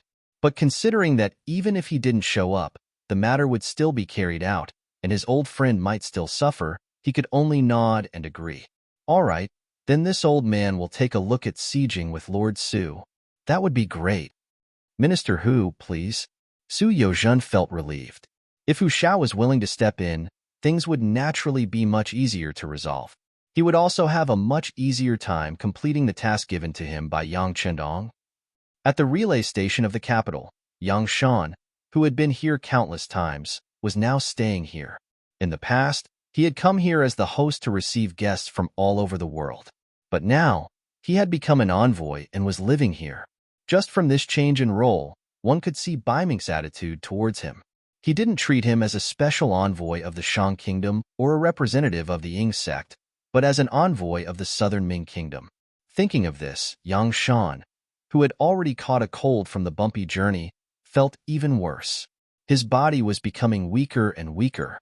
It was to the point that he couldn't even receive guests. But when a servant came to report that Minister Hu from the Ministry of Rites had arrived, Yang Shan still insisted on receiving him. He had great respect for Hu Shao, and their relationship could be described as both a teacher and a friend. Not to mention, he had worked under this person for many years. Just based on this, how could he not receive his old superior when he came to see him? In the reception hall of the relay station, Yang Shan walked in with the help of a servant. He saw Hu Shao, who had a peaceful expression and a concerned gaze. Beside him, a man wearing a third-rank official's robe was standing with his hands behind his back and looking at him. He knew this person. He used to be an imperial censor of the censorate. He seemed to be a 6th-rank or 5th-rank official. Who would have thought that in such a short time, he would be like him, a third-rank official? Sighing in his heart, Yang Shan cupped his fists and said to Hu Shao, Minister, "It's been a long time. Sijing, are you okay with your body?" Seeing that Yang Shan's complexion wasn't too good, Hu Shao took a step forward and gently held his arm as he asked with concern, "Thank you for your concern, Minister. I'm fine. I'm fine." Cough, cough, cough. After coughing a few times, Yang Shan's face turned green. "Take a seat, take a seat." Hu Shao couldn't bear to see him like this. He pulled Yang Shan's arm to a chair and slowly sat down. "Thank you for your concern, Minister." After sitting down, Yang Shan's breathing seemed to be smoother, and he spoke with more confidence. Only when he looked at Hu Shao, his face was still full of hope. One could imagine how he was feeling at this moment. Ever since the Battle of Tumu Castle, the two of them had not seen each other for nearly 2 years. Who would have thought that when they met again, they would be serving different masters? Speaking of serving different masters, Yang Shan couldn't help but think of his mission this time. The joy of meeting his old friend was diluted a lot at once. "Minister, I'm here with a mission this time, but I wonder what Prince Cheng's attitude is." "There's no Prince Cheng here. There's only the acting emperor." A voice suddenly sounded out. Needless to say, the person who spoke was naturally Su Yozhen, who had been silent all this time. Yang Shan's face turned ghastly pale when he heard that. Fortunately, Hu Shao was here. He was the link between the two sides. Once the situation turned bad, he became a lubricant. Therefore, when he saw Yang Shan's expression, he immediately said, "Sijing, this is Lord Su Yong. He is now the left assistant minister of the Ministry of Works. He is also an important official who was personally appointed by the acting emperor to receive you. If you have anything to say, you can talk to him." Yang Shan, who was about to reprimand Su Yozhen, frowned when he heard this. Even though they were both third-rank officials, one had to look at their seniority and authority. In terms of seniority, Zhang Xian was much stronger than the other party. How could he allow a junior to interfere in his conversation with the old minister? However, after this introduction, Yang Shan understood that if he wanted to complete the mission given by Yingzong, Su Yozhen would not be able to bypass him. Even so, he politely cupped his fists and said, "So it's Minister Su. Greetings." "Assistant Minister Yang, there's no need to be so polite." Su Yozhen also bowed and said, "Since Minister Hu is here today, why don't we take this opportunity to talk things out and see if we can find a balance so that everyone can complete the Emperor's order earlier? Wouldn't that be wonderful?" "Balance?" Yang Shan shook his head after hearing this. "Impossible. This is an impossible mission. How do you know it's impossible without trying?" Su Yozhen raised his voice in response to Yang Shan's arbitrary judgment. "How can there be a possibility? Isn't arranging for me to be at the relay station already enough to explain everything?" Yang Shan replied Su Yozhen harshly. Hu Shao was his superior, and his seniority was there for all to see. Of course, he couldn't say anything. However, Su Yozhen was a rising star, so he could say whatever he wanted. Yang Shan actually saw through the hidden meaning behind arranging for him to be at the relay station. Su Yozhen smiled. He was a smart person and naturally liked to deal with smart people. Even so, there were some things that he could say. However, before he said it, he glanced at Hu Shao, who was frowning, as if he had some scruples. Don't be fooled by the fact that Hu Mingzwa didn't say anything. He was very clear about the conversation between the two and what they were going to say next. It was precisely because he was clear that he felt a little pained. On one side was the great Ming dynasty that he had been loyal to for almost his entire life. On the other side was the grandson-in-law that he was most satisfied with. It was difficult for him to choose which path to take. Of course, from the perspective of righteousness, he would definitely choose to be loyal to the great Ming dynasty without hesitation. However, if he did so, not only him, but his family and relatives would also be implicated. It was not impossible for his entire family to be executed. When he thought about how Daizong actually targeted him in the imperial court during the day and did not care about the fact that he was an old official of several dynasties, did this not already explain a lot of problems? This kind of emperor already had doubts about him. Once he was suspicious, he was afraid that no matter what he did, he would not be able to regain the trust he had in the past. The emperor's distrust and the terrible consequences of revealing everything made Hu Zhao's original balance in his heart lose its original balance. When he noticed Su Yozhin's gaze staring at him, he finally made a decision. That was to not help either side and observe the situation first. Although he said that he would not help either side, from the fact that he knew some of the truth and did not report it, he had already begun to lean towards the loyal Duke Yang Qindong in his heart. You guys talk first. I'll go out to get some fresh air. Hu Xiao got up and casually found a reason to leave, leaving Yang Shan, who was sitting on the chair, feeling puzzled. However, before he could ask anything, Su Yozhin's voice sounded, "Minister who is old, it's good to go out to get some fresh air. However, I don't know if official Yang also wants to go out to get some fresh air. You have to know that what I'm going to say next is very important. I'm afraid it will scare you."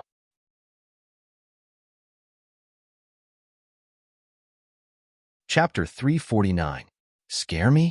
Originally, his attention was still on Hu Xiao, but because of Su Yozhin's words, he was really provoked. "Let me tell you, official Su, I have been on the battlefield and have climbed out from piles of corpses. What kind of scene have I not seen? You want to scare me? Humph. I'm afraid you don't have that kind of ability." "Good, very good." Su Yozhin clapped after hearing this and had a look of praise. But then his expression became more serious as he said, "Yang Shan, do you know that there is no path in front of you? You are already on a path to death." "A path to death?" Yang Shan pretended not to understand, but in reality, he was very shocked. Some things were just things that he had thought in his heart and had not been finalized. But how did Su Yozhin know? He was just a newly appointed Minister of Justice. Although he had a high position, he was still a new official.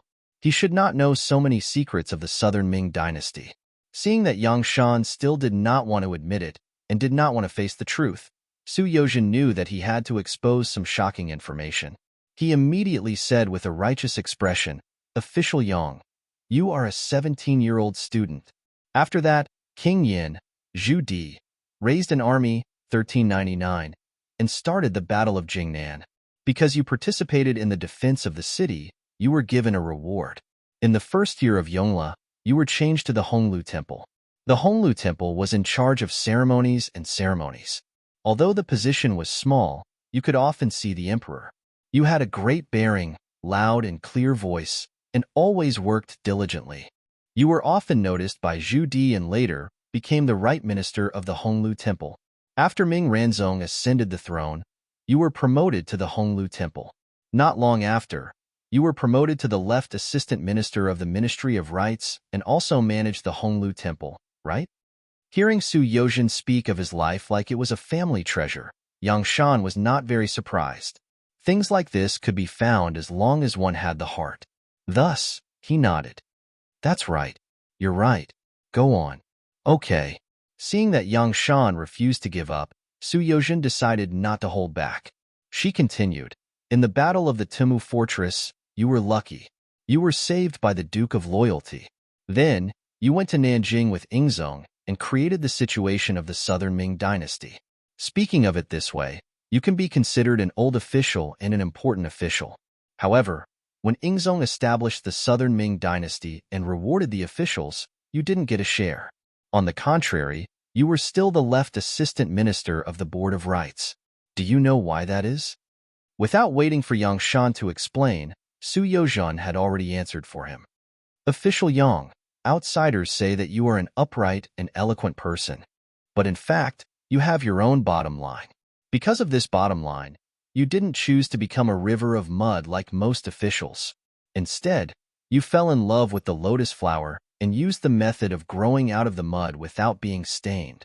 It is also because you scrupulously abide by your own bottom line and are unwilling to use power for profit that Ingzong did not choose you as the minister of a department. The minister of a department not only needs to be able to do things, but also needs to know how to do things.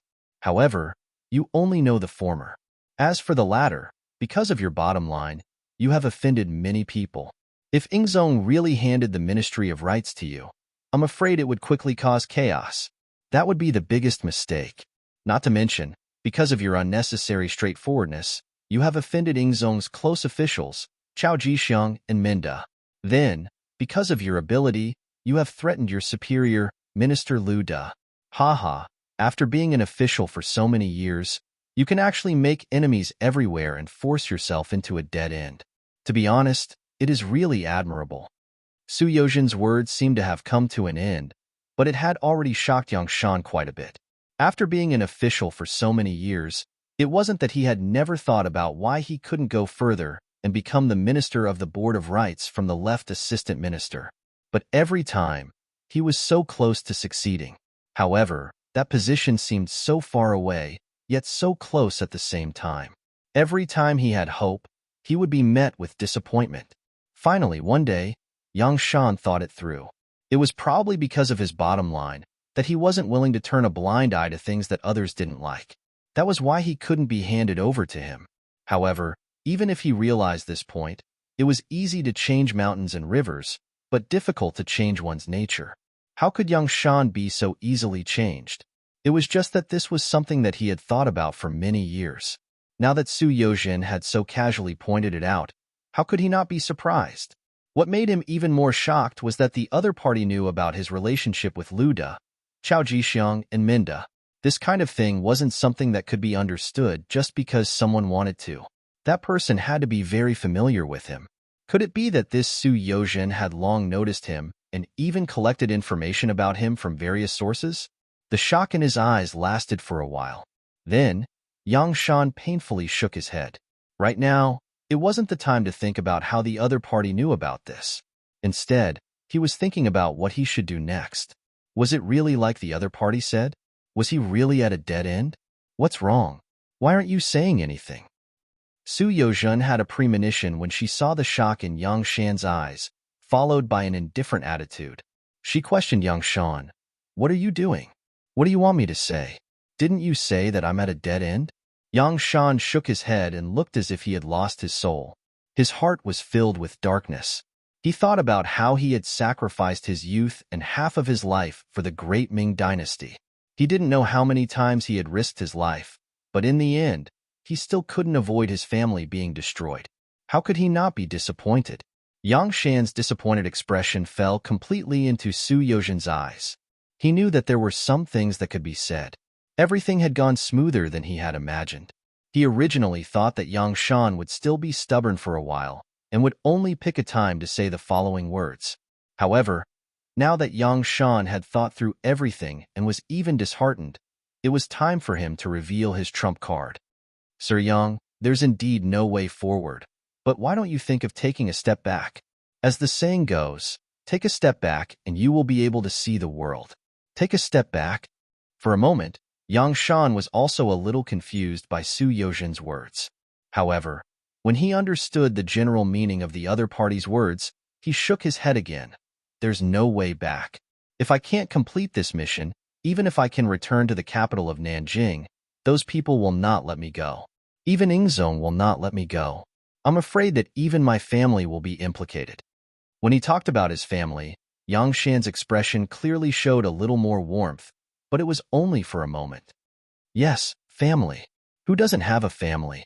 The reason why we work so hard, other than hoping to leave our names in history, is nothing more than wanting to let our family live a better life. But sometimes, it's often difficult to achieve such a small request.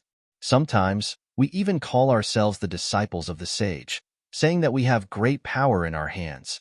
Everything is just a joke. It's just that. Sir Yang, your life is very good. You have been chosen, so you still have a way out. Not only will you be fine, but your family will also be fine. Su Yozhen used his family as a starting point and suddenly changed the topic to what she wanted to say today. When he heard Su Yozhen talking about his family, he could not help but think of his dream when he was young. Wasn't it to leave his name in history and let his family live a better life?